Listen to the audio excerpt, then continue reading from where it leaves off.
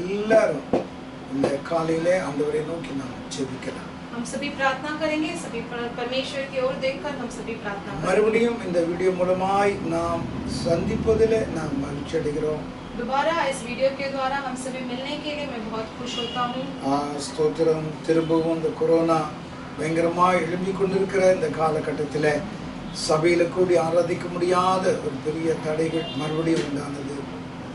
और दोबारा इस कोरोना के महामारी के अवसर में भी इतने सारे रुकावटों में हम फिर से दोबारा मिल नहीं पा रहे हैं, इसलिए बहुत हमें दुख होता है. ஆனாலும் ஆண்டவருடைய பிள்ளைகளாகிய நமக்கு இப்படி இந்த ஒரு வழியை கர்த்தர் உருவாக்கி வைத்திருப்பதற்காய் ஆண்டவரை நான் ஸ்தோத்திரிக்கிறேன். लेकिन फिर भी परमेश्वर ने हमें इसी द्वारा ऐसा एक हमें एक रास्ता दिखाया, उसके लिए हम परमेश्वर का मैं धन्यवाद देता हूं. ஜெபத்திலே உங்களுடைய குடும்ப ஜெபங்களிலே தனி ஜெபத்திலே இந்த கொரோனா சீக்கிரமாய் நம்முடைய இந்தியா தேசத்திற்கு ஒழிந்து போவதற்காய் நாம் எல்லாரும் ஜெபிப்போம். और आपके प्रार्थना में आपके परिवार के साथ प्रार्थना में सब मिलकर इस कोरोना महामारी को सब दूर करने के लिए हम सभी मिलकर इकट्ठे होकर प्रार्थना करेंगे. ஆண்டவரை நோக்கி நாம் ஜெபிக்கலாம். सुबह के समय पर हम परमेश्वर की ओर देखकर प्रार्थना இந்த करेंगे. ஆராதனையை கர்த்தர் ஆசீர்வதிக்கும்படியாய் इस आराधना को परमेश्वर आशीर्वाद करे. பரலோகத்தின் நல்ல பிதாவே, இந்த நல்ல நேரத்துக்காக உமக்கு ஸ்தோத்திரம். हमारे स्वर्गीय अच्छे पिता, इस अच्छे समय के लिए हम आपको धन्यवाद நீர் देते எத்தனை हैं. நல்லவரப்பா. आप कितने भला நீர் परमेश्वर. எங்களுக்கு கொடுத்த சுகம், ஆரோக்கியம், பலன் எல்லாவற்றுக்காய் உமக்கு ஸ்தோத்திரம். आपने हमारे लिए दिए गए सारे अच्छे चंगाई स्वास्थ्य के लिए और तंदुरुस्त के लिए हम आपको धन्यवाद தேசம் देते हैं. முழுவதும் பலவிதமான வியாகுலத்தினால் இந்த வியாதியினால் பிடிக்கப்பட்டு ஜனங்கள் அநேகர் இருக்கும் பொழுது எங்கள் அன்பின் தகப்பன் எங்களுடைய சபை மக்கள் ஒவ்வொருவரையும் இந்த வார்த்தைகளை கேட்கிற ஒவ்வொருவரையும் நல்ல ஆரோக்கியத்தோடு கூட வைத்திருப்பதை நினைத்து நாங்கள் உம்மை துதிக்கிறோம். परमेश्वर इस देश को पूरे इस कोरोना पूरा बहुत झगड़ के रखा. इस समय पर भी हमारे कलीसिया के हर एक लोगों को और इस बातों को सुनने वाले हर एक लोगों को आपने सुरक्षित रखा है. उसके लिए ஆராதனையை உம்முடைய கரங்களிலே நாங்கள் ஒப்புக் கொடுக்கிறோம். इस आराधना को आपके हाथों में हम अर्पण करते हैं. பாடல், துதி, ஸ்தோத்திரங்கள், கேட்க போகிற வார்த்தைகள் எல்லாவற்றையும் ஆசீர்வதிங்க. गाने वाले गीत को, स्तुति बलि को और परमेश्वर आपके संदेश को सारे को आप आशीर्वाद. இயேசுவே, உம்முடைய நாமம் மகிமைப்படட்டும். यीशु, आपका केवल नाम का महिमा. எங்களை எடுத்து நீங்க பயன்படுத்துங்க. हमें लेकर आप उपयोग कीजिए. கேட்கிற உள்ளங்களோட ஆவியானவர் கிரியை செய்யுங்க. सुनने वाले हृदय के साथ आत्मा जी पर आप क्रिया कीजिए. எங்கிருந்து கேட்டாலும் ஆவியானுடைய ஆண்டவரே ஸ்தோத்திரம், அந்த நோக்கத்தை நிறைவேற்றும்படியாக நாங்கள் ஜெபிக்கிறோம். जहाँ कहीं से भी सुन रहे हैं परमेश्वर आत्मा जी आपका योजना आपका मकसद पूरा होने के लिए हम प्रार्थना करते हैं. இயேசுவின் நல்ல நாமத்தில் பிதாவே, यीशु मसीह के नाम से मांगते हैं अच्छे पिता. ஆமென். आमीन. அப்படி பாட்டு புத்தகத்திலே 844வது பாடல். கர்த்தாவே, தேவர்களில் உமக்கு ஒப்பானவர் யார்? வானத்திலும் பூமியிலும் உமக்கு ஒப்பானவர் யார்? நாம் எல்லாரும் கரங்களை தட்டி ஆண்டவரை நோக்கி ஸ்தோத்திரம் ஜெபத்தோடு கூட நாம் பாடுவோம். கர்த்தாவே, தேவர்களில் உமக்கு ஒப்பானவர் யார்? வானத்திலும் பூமியிலும் உமக்கு ஒப்பானவர் யார்? கர்த்தாவே, தேவர்களில் உமக்கு ஒப்பானவர் யார்? வானத்திலும் பூமியிலும் உமக்கு ஒப்பானவர் யார்?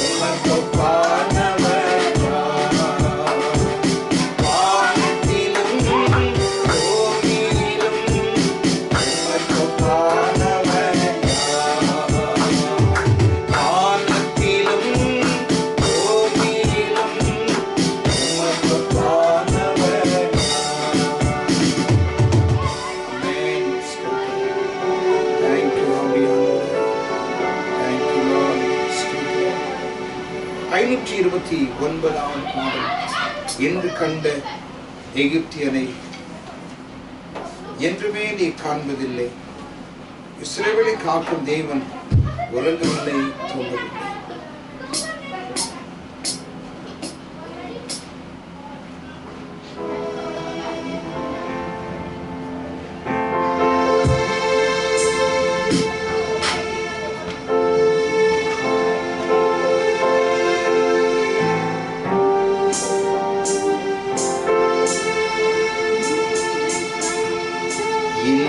கண்ட எகிப்தியனை என்றுமே இனி காண்பதில்லை. என்று கண்ட எகிப்தியனை என்றுமே இனி காண்பதில்லை. இஸ்ரவேலை காக்கும் தேவன் உறங்கவில்லை, தூங்கவில்லை.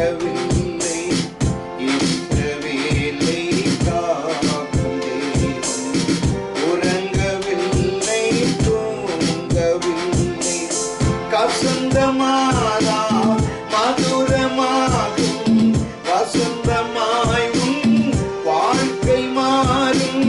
வசந்தமானா மதுரமாகும், வசந்தமாய் உன் வாழ்க்கை மாறும். கண்ணீரோடு நீ விதைத்தால் எம்பிரமாய் அறுத்திடுவாய். கண்ணீரோடு நீ விதை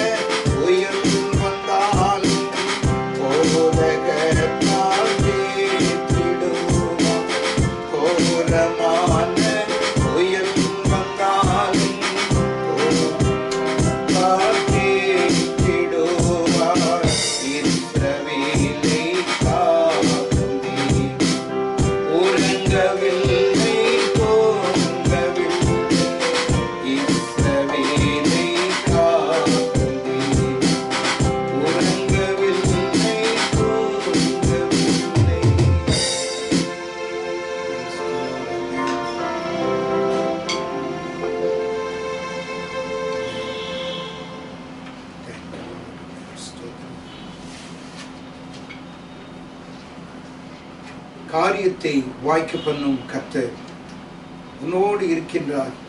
உன்னை பேர் சொல்லி அழைக்கும் கர்த்தர் உன்னை கடைசி வரை நடக்கும்.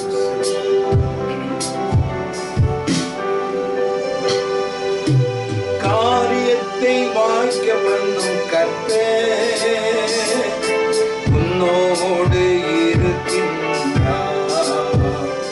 உன்னை பேர் சொல்லி அழைக்கும் கர்த்தர் உன்னை கடைசி வரை நடத்தி செல்வார். காரியத்தை வாய்க்க பண்ணும் கர்த்தர் உன்னோடு இருக்கின்றார். உன்னை பேர் சொல்லி அழைக்கும் கர்த்தர் உன்னை கடைசி வரை நடத்தி செல்வார். காரியம் வாய்க்கும் தக்க நேரத்தில் கர்த்தர் காரியம் வாய்க்கும். காரியம் வாய்க்கும் தக்க நேரத்தில் கர்த்தர் காரியம் வாய்க்கும். கண்ணீரை துடைத்திடும் கர்த்தர் உனக்குள் வசிக்கின்றார். கண்ணீரை துடைத்திடும் கர்த்தர் உனக்குள் வசிக்கின்றார். உன்னை காமத்தென்று பிரித்தெடுத்து தம் மகிமையால் நிரப்பிடுவார்.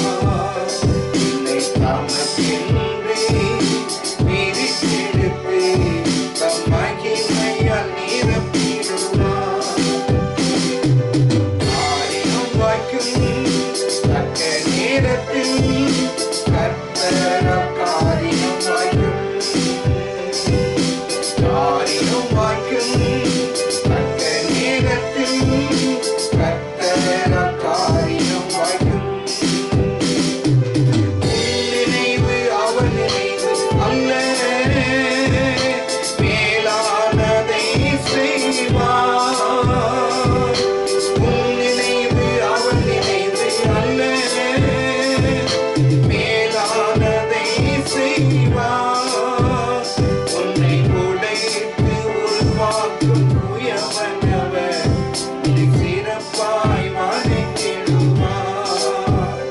உன்னை உடைத்து உருவாக்கும் உயவனவர் உன்னை சிறப்பாய் வணங்கிடுவார். காரியம் வாய்க்கும் தக்க நேரத்தில் கர்த்தர் காரியம் வாய்க்கும். காரியம் வாய்க்கும் தக்க நேரத்தில் கர்த்தர் காரியம் வாய்க்கும். ஜெபத்தினை தொடர்ந்திடு மகனே, ஜெபத்தால் ஜெயம் ஜெயமே. ஜெபத்தினை தொடர்ந்திடு மகளே, ஜெபத்தால் ஜெயம் ஜெயமே. பாவிகளை கர்த்தர் உயர்த்திடுவார், தடைகளை நொறுக்கிடுவார். பாவிகளை கர்த்தர் உயர்த்திடுவார், தடைகளை நொறுக்கிடுவார். காரியம் வாய்க்கும் தக்க நேரத்தில் கர்த்தர் காரியம் வாய்க்கும். என் காரியத்துக்கு தக்க நேரத்தில் கர்த்தர் காரியம் வாய்க்கும். காரியத்தை வாய்க்க பண்ணும் கர்த்தர் என்னோடு இருக்கின்றார். சொல்லி அழைத்திடும் கர்த்தர் கடைசி வரை நடத்தி செல்வார். என் காரியம் வாய்க்கும் தக்க நேரத்தில் கர்த்தர் காரியம் வாய்க்கும். என் காரியம் வாய்க்கும் தக்க நேரத்தில் கர்த்தர் காரியம் வாய்க்கும். எல்லாரும் அப்படியே ஜெப நிலைமையோடு கூட ஆண்டவரே காலையில நம்ம நோக்கி பார்ப்போம். हम सभी इसी प्रार्थना के எல்லாரும் நம்முடைய சமூகத்தை நாம் நோக்கி பார்க்கிறோம். हम सभी परमेश्वर के समय की ओर देखकर प्रार्थना करेंगे. ஆண்டவரே உமக்கு நன்றி தகப்பனே, உமக்கு நன்றி அப்பா. परमेश्वर आपका धन्यवाद. உமக்கு நன்றி தகப்பனே, உமக்கு ஸ்தோத்திரம் துதிக்கிற ராஜா. இந்த காலையில உம்முடைய பிரசன்னத்தினால் எங்கள் ஒவ்வொருவரையும் நீங்க நிரப்புங்கப்பா. परमेश्वर इस सुबह के समय पर आपकी प्रशंसा से हम सभी பரிசுத்த ஆவியானவர் எங்கள் ஒவ்வொருவரையும் நீர் ஆட்கொள்ளும்படியாக நாங்கள் ஜெபிக்கிறோம். पवित्र आत्मा जी आप हर एक को आप ले लीजिए करके हम உம்முடைய प्रार्थना करते हैं. பிரசன்னத்தினால் எங்களை நிரப்புங்கப்பா. परमेश्वर आपकी प्रशंसा से हमें உம்முடைய भरिएगा. பிரசன்னம் எங்களுக்கு இந்த காலையில வேணும்.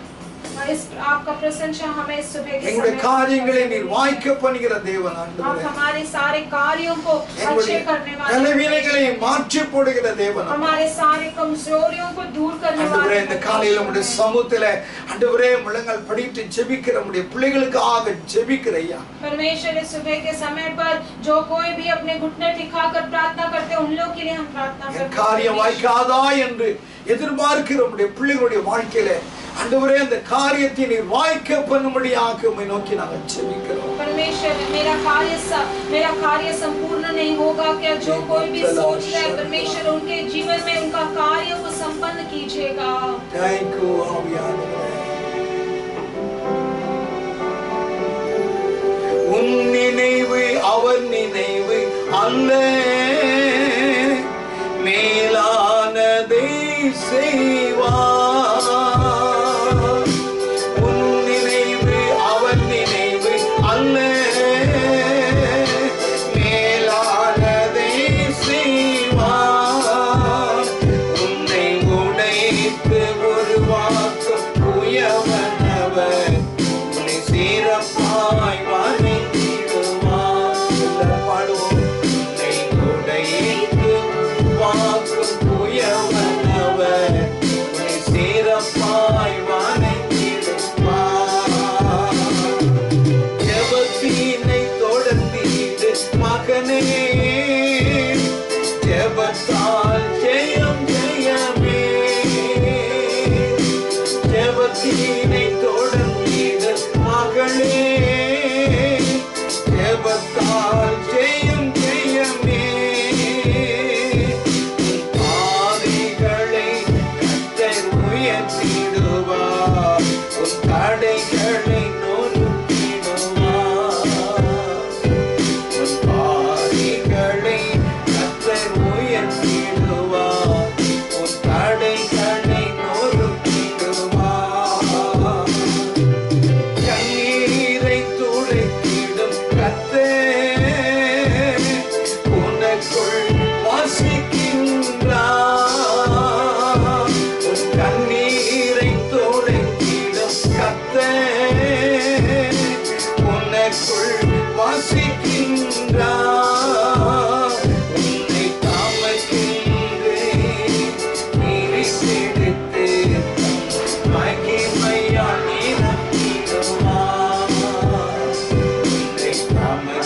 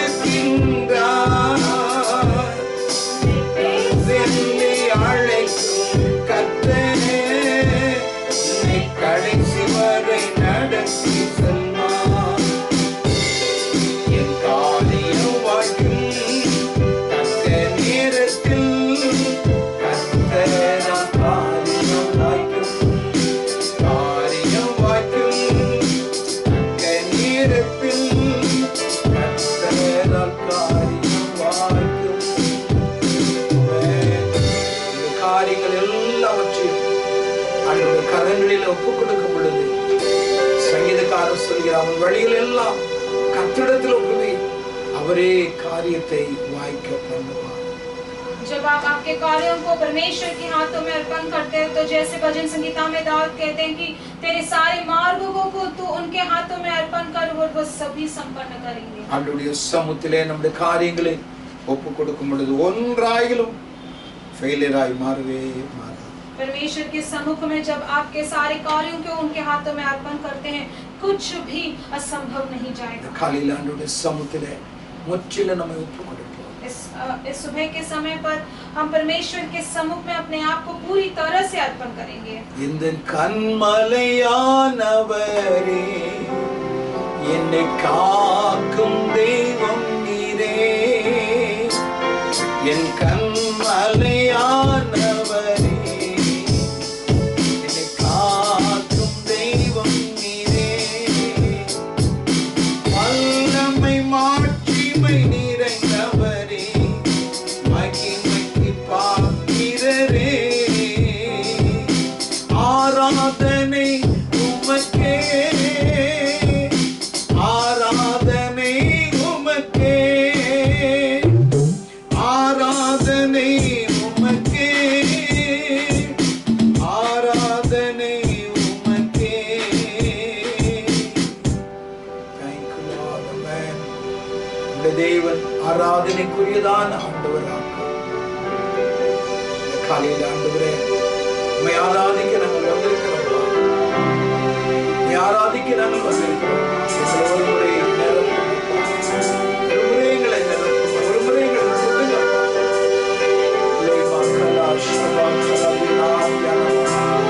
எத்தனை நல்லவர், எத்தனை நல்லவர் ஐயா. ஆண்டவரே, உமக்கு ஸ்தோத்திரம். ஆண்டவரே, உமக்கு நன்றி அப்பா. உமக்கு நன்றி அப்பா. உமக்கு நன்றி தகப்பனே. உமக்கு நன்றி அப்பா. ஓ, உமக்கு நன்றி சொல்லி நாங்கள் உம்மை துதிக்கிறோம். ஆமென். ஸ்தோத்திரம். ஆராதனை உமக்கே, ஆராதனை உமக்கே, ஆராதனை உமக்கே, ஆராதனை உமக்கே, ஆராதனை உமக்கே, ஆராதனை உமக்கே. எந்த பலவீன நேரங்களில் கிருபை தந்தீரையா, எந்த பலவீன நேரங்களில் கிருபை தந்தீரையா. இயேசு ராஜா என் பலனானி, எதற்கும் பயமில்லையே. என் இயேசு ராஜா என் பலனானி, எதற்கும் பயமில்லையே. ஆராதனை உமக்கே, ஆராதனை உமக்கே, ஆராதனை உமக்கே. ஆமென். ஆராதனை உமக்கே. நான் சொல்வோம். ஆராதனை உமக்கே, ஆராதனை உமக்கே, ஆராதனை உமக்கே, ஆராதனை உமக்கே.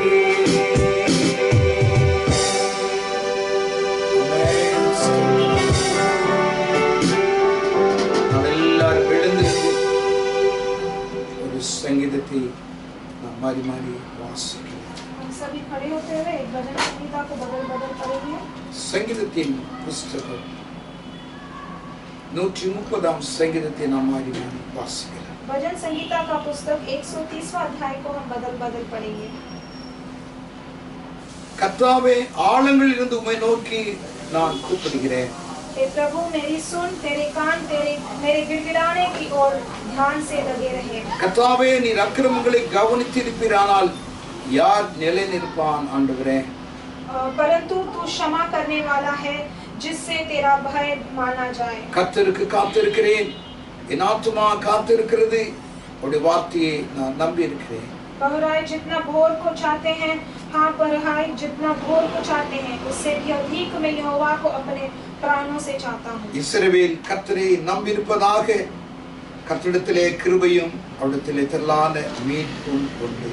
इस्राएल को सारे अधर्म के कामों से वही छुटकारा देगा। நாம் எல்லாரும் ஜெபிக்கலாம். हम सभी मिलकर प्रार्थना करेंगे। சங்கீதக்காரனாகிய தாவீது ஆழத்திலிருந்து நோக்கி அவன் கூப்பிட்டான்.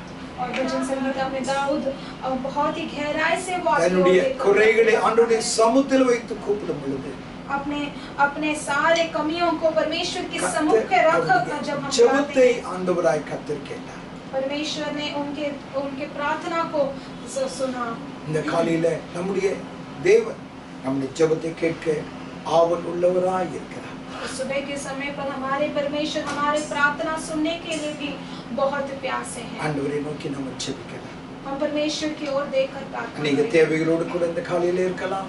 अनेक सारे जरूरतों के साथ अनेक பிரச்சனைகள் உங்களுக்குள்ளா இருக்கலாம். अनेक सारे परेशानियों में झपटे होंगे। தேவனுடைய பிள்ளைகளாகிய நீங்கள் ஆழத்திலிருந்து உங்களுடைய இதயத்தின் ஆழத்திலிருந்து கர்த்தரை நோக்கி கூப்பிடுங்கள். परमेश्वर के बच्चे आप आपके हृदय की गहराई से परमेश्वर की ओर देखकर प्रार्थना திரளான மீட்பும் அவரிடத்திலே மனதுருக்கமும் அவரிடத்திலே கிருபையும் உண்டு. और परमेश्वर में बहुत सारा छुटकारा और मन का दया और बहुत अनुग्रह भरा है। நம்முடைய குறைகள் எதுவாயிருந்தாலும் அதை மன்னிக்கிறவர். हमारे सारे जो भी हमारे कमियां நம்முடைய हैं वो கிருபையினால் நம்மை நிரப்புகிற தேவன். उनके अनुग्रह से हमें भरने वाले நாம் प्रभु ஆண்டவரை हैं। நோக்கி நாம் ஜெபிக்கலாம். हम परमेश्वर की ओर देखकर प्रार्थना பரலோகத்தின் பிதாவே மீண்டும் நாங்கள் உம்மை துதிக்கிறோம் ராஜா. हमारे स्वर्गीय अच्छे पिता दोबारा एक और बार आपका स्तुति இந்த करते हैं। காலையில நம்முடைய பிள்ளைகளாகிய எங்களை ஒன்று கூட்டினீரே. இந்த வீடியோ மூலமாய் ஆண்டவரை நாங்கள் சந்திக்க கர்த்தர் எங்களுக்கு ஒரு நல்ல வாய்ப்பு தந்தீங்களே, அதற்காக ஸ்தோத்திரம். परमेश्वर इस सुबह के समय पर इस वीडियो के द्वारा हमें इकट्ठा करके और दोबारा एक और बार हम सभी मिलने के लिए आपने सहायता किया, उसके धन्यवाद देते இந்த हैं। ஆண்டவரை ஆராதனை ஆசீர்வதிங்க. इस आराधना को परमेश्वर आप ஆண்டவருடைய आशीर्वाद कीजिए। ஆசீர்வாதம் எங்களோடு இருக்கட்டும். परमेश्वर का आशीष हमारे எங்களோடு நீங்க பேசுங்கப்பா. हमारे साथ आप बात உங்களுடைய कीजिए। வார்த்தைகள் வீணாக கூடாது. आपके बातें அதை जो कुछ भी கேட்கிற व्यर्थ न உள்ளங்களோடு जाए। ஆவியானவர் இடைப்படுவீராக. और वो सुनने वाले कानों से हृदय में पर आत्मा जी आप उनसे बात உமக்கே कीजिए। மகிமை உண்டாகட்டும். आपका केवल महिमा। இயேசுவின் நல்ல நாமத்தில் பிதாவே. यीशु मसीह के अच्छे नाम से मांगते परमेश्वर पिता। ஆமென். आमीन। உங்கள் எல்லாருக்கும் இயேசுவின் நாமத்திலே அன்பின் வாழ்த்துக்களை இந்த காலையில நான் தெரிவித்துக் கொள்கிறேன். आप सभी को यीशु मसीह के नाम से हम प्रेम से बधाई देते हैं। கர்த்தர் நல்லவர். परमेश्वर भला है। ஸ்தோத்திரம். உங்களுக்காக நாங்கள் தொடர்ந்து ஜெபிக்கிறோம். எங்களுக்காக நீங்கள் ஜெபியுங்க. आप सभी के लिए हम आगे प्रार्थना करते आ रहे हैं और आप भी हमारे लिए प्रार्थना करते आइए। சீக்கிரமா இந்த மாதம் கடைசியிலே இந்த முழு ஊரடங்கு முடியும் என்று அவர் சொல்லியிருக்கிறார். और जल्दी ही इस महीने के आखिरी में ये लॉकडाउन खत्म होगा करके बोला गया है। ஆகவே ஆண்டவருடைய பிள்ளைகள் நீங்கள் இதற்காக பாரம் எடுத்து ஜெபிங்க. इसलिए परमेश्वर के बच्चे आप इसके लिए कृपा करके बहुत से प्रार्थना कीजिएगा। கர்த்தர் உங்களை ஒவ்வொருவரையும் ஆசீர்வதிப்பாராக. परमेश्वर आप सभी को आशीर्वाद दे। தேவனுடைய வசனத்துக்கு நாம் செல்வோம். परमेश्वर के वचन की ओर लौटेंगे। 89ஆம் சங்கீதம் भजन संगीता 89 33ஆம் வசனத்தை வாசிக்கிறோம். 33वां वचन को हम सभी पढ़ेंगे। 89ஆம் சங்கீதம் 33ஆம் வசனம். भजन संगीता 89 33वां 33 वचन। ஆனாலும் என் கிருபையை அவனை விட்டு விலக்காமலும் என் உண்மையில் பிசகாமலும் இருப்பேன். परंतु मैं अपनी करुणा उस पर से न हटाऊंगा और न सच्चाई त्याग कर झूठा ठहराऊंगा। தாவீதை குறித்து ஆண்டவராகிய கர்த்தர் பண்ணின வாக்குத்தத்தங்களை இந்த எஸ்ரானாகிய ஸ்தோத்திரம் இந்த தேவனுடைய மனுஷன் ஒரு பாடலாய் அதை அவன் பாடுவதை இங்கே நாம் வாசிக்கிறோம். परमेश्वर ने दाऊद को जो वादा किया था वो इस्रा उनके द्वारा वो गीत गा रहे हैं, हम यहाँ पर पढ़ सकते हैं। இந்த 89ஆம் சங்கீதம் முழுவதும் தாவீதை குறித்து மாத்திரம் அதிகமாய் சொல்லப்பட்டது. ये पूरा 89 भजन संगीता में हम देख सकते हैं कि दाऊद के बारे में अधिक से अधिक कहा இந்த गया है। 89ஆம் சங்கீதம் தாவீதையும் அவருடைய குடும்பத்தையும் குறித்து ஆண்டவராய் கர்த்தர் என்ன சொன்னார் என்பதை இங்கே விளக்கி அவன் காண்பிக்கிறார். और ये 89 भजन संगीता में दाऊद और उनके परिवार के बारे में क्या कहा है करके यहाँ पर हम देख सकते हैं। हैं। ஸ்தோத்திரம். அவனை மாத்திரமல்ல, ஆண்டவராய் கர்த்தர் உங்களையும் என்னையும் அறிந்திருக்கிற தேவன். ना केवल उन्हें ही लेकिन हमें और आपको भी परमेश्वर अच्छे से जानते हैं। நம்மை அவர் அறிந்திருக்கிறபடினாலே हमें वो अच्छे से जानते हैं। நமக்கு என்ன வேண்டும், என்ன செய்யணும் என்பதை அவர் எல்லாவற்றையும் அவர் புரிந்திருக்கிறார். इसलिए हमारे लिए क्या जरूरत है, वो क्या करना है, वो सब जानते हैं। ஒரு நிலக்கரி சுரங்கத்திலே अनेகர் வேலை பார்த்து கொண்டிருந்தார்கள். और एक कोल के इसमें बहुत जन काम कर रहे थे. நிறைய பேர் வேலை பார்த்தார்கள். बहुत लोग काम कर रहे थे. அங்கே ஸ்தோத்திரம். அதிலிருந்து அவர்கள் அவிதமாய் அந்த ஷிஃப்ட் முடிந்து அவர்கள் வெளியே வருவார்கள். और वो कोयले के वहां से जो काम करते थे वो लोग सब बाहर निकलते थे. அவர்கள் வெளியில வரும் பொழுது அவருடைய உடை எல்லாம் ரொம்ப கருப்பா இருக்கும். அவருடைய முகங்கள் எல்லாம் கருப்பா இருக்கும். ஏனென்றால் அவர்கள் நிலக்கரி சுரங்கத்தில் வேலை செய்கிறபடினால் அப்படியே வருவார்கள். பக்கத்திலே அவருடைய குவார்டர்ஸ் இருக்கிறது, அங்கு போய் கொள்வார்கள். और वो कोयला के खन से जब वो बाहर निकलते थे वो लोग बहुत गंदे रहते थे. उनका पूरा बदन, उनका वस्त्र काला होता था क्योंकि वो वहां से निकलते थे. और उसके बाद काम होते ही वो क्वार्टर्स में चले जाते थे. சிறிய ஒரு பையன், ஒரு 7 வயது உள்ள ஒரு பையன் அந்த கேட்ல பக்கத்துல நின்று கொண்டு ஸ்தோத்திர வருகிறவர்களை பார்த்து கொண்டு அப்படியே கண்ணீர் விட்டு கொண்டே இருந்தான். वो छोटा लड़का, एक जवान लड़का, वो ये लोग जब आते हैं काम से वो देखता बहुत रो रहा था. அங்கே இருந்த வாட்ச்மேன் கேட்டார், நீ யார், எதற்காக இங்கே நின்று கொண்டிருக்கிறாய், யாரை தேடுகிறாய் என்று கேட்டார். तब वहाँ का एक चौकीदार वहाँ पूछता है कि तू वहाँ पर क्यों खड़ा है और क्यों रो रहा है करके उसने. என்னுடைய அப்பாவை தேடும்படியாக, அப்பாவை பார்க்கும்படியாக நான் வந்திருக்கிறேன். तो वो लड़का कहता है कि मैं मेरे पापा को देखने आया हूँ. உடனே அந்த வாட்ச்மேன் சொன்னார், எப்படி உன்னுடைய தகப்பனை நீ கண்டுகொள்ள முடியும்? எல்லாரும் ஒன்று போல இருப்பார்கள். அவருடைய உடையெல்லாம் ஒரே கருப்பாய் இருக்கும், அவருடைய முகங்கள் எல்லாம் கருப்பாய் இருக்கும். எப்படி நீ கண்டுகொள்வாய்? நீ ஆகவே நீ வீட்டுக்கு போப்பா அப்படின்னா. वो चौकीदार पूछता है कि तू कैसे अपने पिता को देख सकता है क्योंकि सब लोग एक ही समान काले वस्त्र काला रहेंगे और तू कैसे उन्हें भिन्न कर सकता है. அப்பொழுது அந்த பையன் சொன்னான், அந்த என் தகப்பனை நான் கண்டுபிடிக்க முடியாது, உண்மைதான். तो वो कहता है कि मैं मेरे पिता को ढूंढ नहीं सकता हूँ, ஆனால் என்னுடைய தகப்பன் என்னை அறிவார். लेकिन मेरा पिता मुझे जानते हैं. என்னை பார்த்த உடனே எத்தனை ஆயிரக்கணக்கான ஜனங்கள் அங்கு வந்தாலும் என்னை பார்த்த உடனே அவர் என்னிடத்திலே ஓடி வருவார் என்று அவன் சொன்னான். इसलिए चाहे कितने भी लोग हो, मेरे पिता मुझे देखते ही दौड़ कर आके मुझे गले लगाएंगे करके उसने कहा. வாட்ச்மேன் அப்படியே திகைத்து அப்படியே நின்றார். तो वो चौकीदार वैसे ही वहाँ पर खड़ा हो गया. எவ்வளவு உண்மையான ஒரு காரியம். कितना एक सच बात है. நம்மை ஆண்டவரை நாம் அறியாமல் இருக்கலாம். हम परमेश्वर को नहीं जानते हो. நம்முடைய நிலைமையை, ஆண்டவருடைய நம்முடைய வாழ்க்கையை குறித்து புரிந்து கொள்ளாத போல நாம் காணப்படலாம். हम हमारे जीवन में कुछ भी समझ ना आए ऐसा होगा. ஆனால் நம்முடைய தேவன் நம்மை அறிவார். लेकिन हमारे प्रभु हमें जानते हैं. நாம் அவரை அறியாவிட்டாலும், अगर हम नहीं அவரை उन्हें நாம் जानते, புரிந்து கொள்ளவிட்டாலும், अगर हम नहीं उन्हें समझ நம்முடைய पाते, தேவன் நம்முடைய குறைகள், நம்முடைய நிறைவுகள், நம்முடைய தேவைகள், நம்முடைய பலவீனங்கள் எல்லாவற்றையும் அவர் அறிந்திருக்கிறார். परमेश्वर हमें सारे कमियों को, सारे जरूरतों को, सारे पूर्णता को, सब कुछ वो जानते हैं. ஆகியால் 89ஆம் சங்கீதத்திலே தாவீதை அறிந்ததான தேவன் अनेक நல்ல காரியங்களை இங்கே சொல்லுவதை நான் இந்த காலையில் உங்களுக்கு கோடிட்டு காண்பிக்க விரும்புகிறேன். वही हम यहाँ पर 89 भजन संगीता में दाऊद के बारे में जो कुछ भी बताया वो मैं बताना चाहता हूँ. இங்கே 33ஆம் வசனத்தில் வாசித்தோம், என் கிருபையை அவனை விட்டு விலக்காமலும் என் உண்மையை பிசகாமலும் நான் இருப்பேன். यहाँ पर 33वां वचन में हम पढ़ते हैं कि मैं अपनी करुणा उस पर से न हटाऊंगा और न सच्चाई त्याग कर झूठा என் கிருபை அவனை விட்டு நான் விலக்க மாட்டேன். मैं अपनी करुणा को उस पर से नहीं நான் அவனுடைய வாழ்க்கையில் உண்மையாக நான் காணப்படுவேன். मैं उसके जीवन में हमेशा सच्चाई. அதே போலவே ஆண்டவராய் கர்த்தர் தாவீதின் வாழ்க்கையில் உண்மையாய் காணப்பட்டார். ऐसे ही दाऊद के जीवन में परमेश्वर वहां पर उनको सच्चाई. அவனிடத்தில் ஏராளமான குறைகள் இருந்தாலும் தேவன் கொடுத்த அந்த கிருபையை அவன் இழக்காதவனாய் காணப்பட்டான். उसके पास अनेक सारे कमियां तो, लेकिन उस कमियों में भी परमेश्वर ने उसको नहीं छोड़ा. காரணம் என்ன? क्यों? कारण क्या है? ஒரு 7 காரியங்களை இங்கே வேத வசனம் அருமையாய் நமக்கு கற்றுக் கொடுக்கிறது. एक 7 कार्यों को यहाँ पर शास्त्र अच्छे से सिखाता है. 19, 20, 27 வசனத்தை நீங்கள் வாசித்தால் இந்த 3 வசனங்களில் 7 காரியங்களை தாவீதை குறித்து நாம் பார்க்க முடியும். और 19, 20 और 27 को अगर हम पढ़ेंगे तो 7 कार्यों को हम अच्छे से जान सकते हैं। நான் இந்த வசனங்களை நான் வாசிக்கிறேன், கவனிங்கள். அப்பொழுது நீர் உம்முடைய பக்தருக்கு தரிசனமாகி 19ஆம் வசனம்.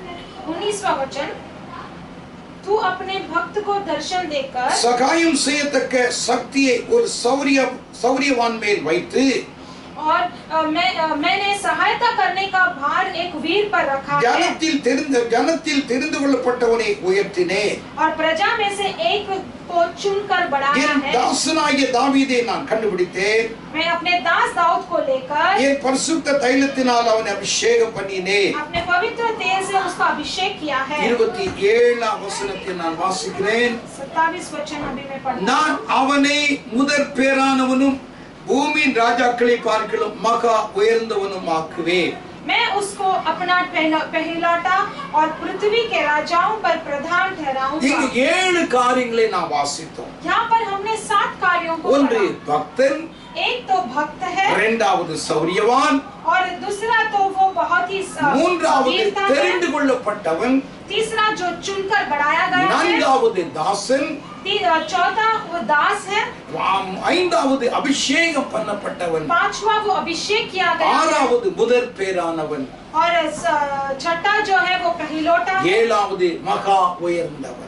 और सातवां जो है वो बहुत ही இந்த प्रधान। 7 காரியங்களை ஆண்டவராய் கர்த்தர் இங்கே தாவீதை குறித்து சொல்வதை நாம் இங்க பார்க்கிறோம். ये 7 कार्यों को परमेश्वर यहाँ पर दाऊद के बारे में हम இந்த बताते காலையில हैं। எல்லாவற்றையும் நான் சொல்ல முடியாது, ஒரு 3 காரியங்களை பார்த்து மிக வேகமாய் நான் சொல்லி நான் முடிக்கிறேன். इस सुबह के समय पर मैं सभी कार्यों को नहीं बता सकता, लेकिन एक 3 कार्यों को बहुत जल्दी से बोलकर முதலாவது அவன் பக்தன் என்று வேதம் அவனை குறித்து சொல்லி இருக்கிறது. पहली बात तो वो एक भक्त करके यहाँ पर शास्त्र उसके बारे में ஆண்டவராய் कहता है। கர்த்தர் யாரை தெரிந்தெடுக்கிறார் என்றால், परमेश्वर यहोवा यहाँ पर किसे ஆண்டவர் चुनते மேல் हैं? யார் பக்தியா இருக்கிறார்களோ அவர்களை தேவன் தெரிந்தெடுக்கிறார். परमेश्वर जो बहुत ही भक्ति है उन्हीं को चुनते हैं। சங்கீதம் 4ஆம் சங்கீதம் भजन संगीता का पुस्तक 4वां अध्याय 3ஆம் வசனத்திலே 4वां अध्याय 3रा वचन में பக்தி உள்ளவனை கர்த்தர் தமக்கென்று தெரிந்து கொண்டார்.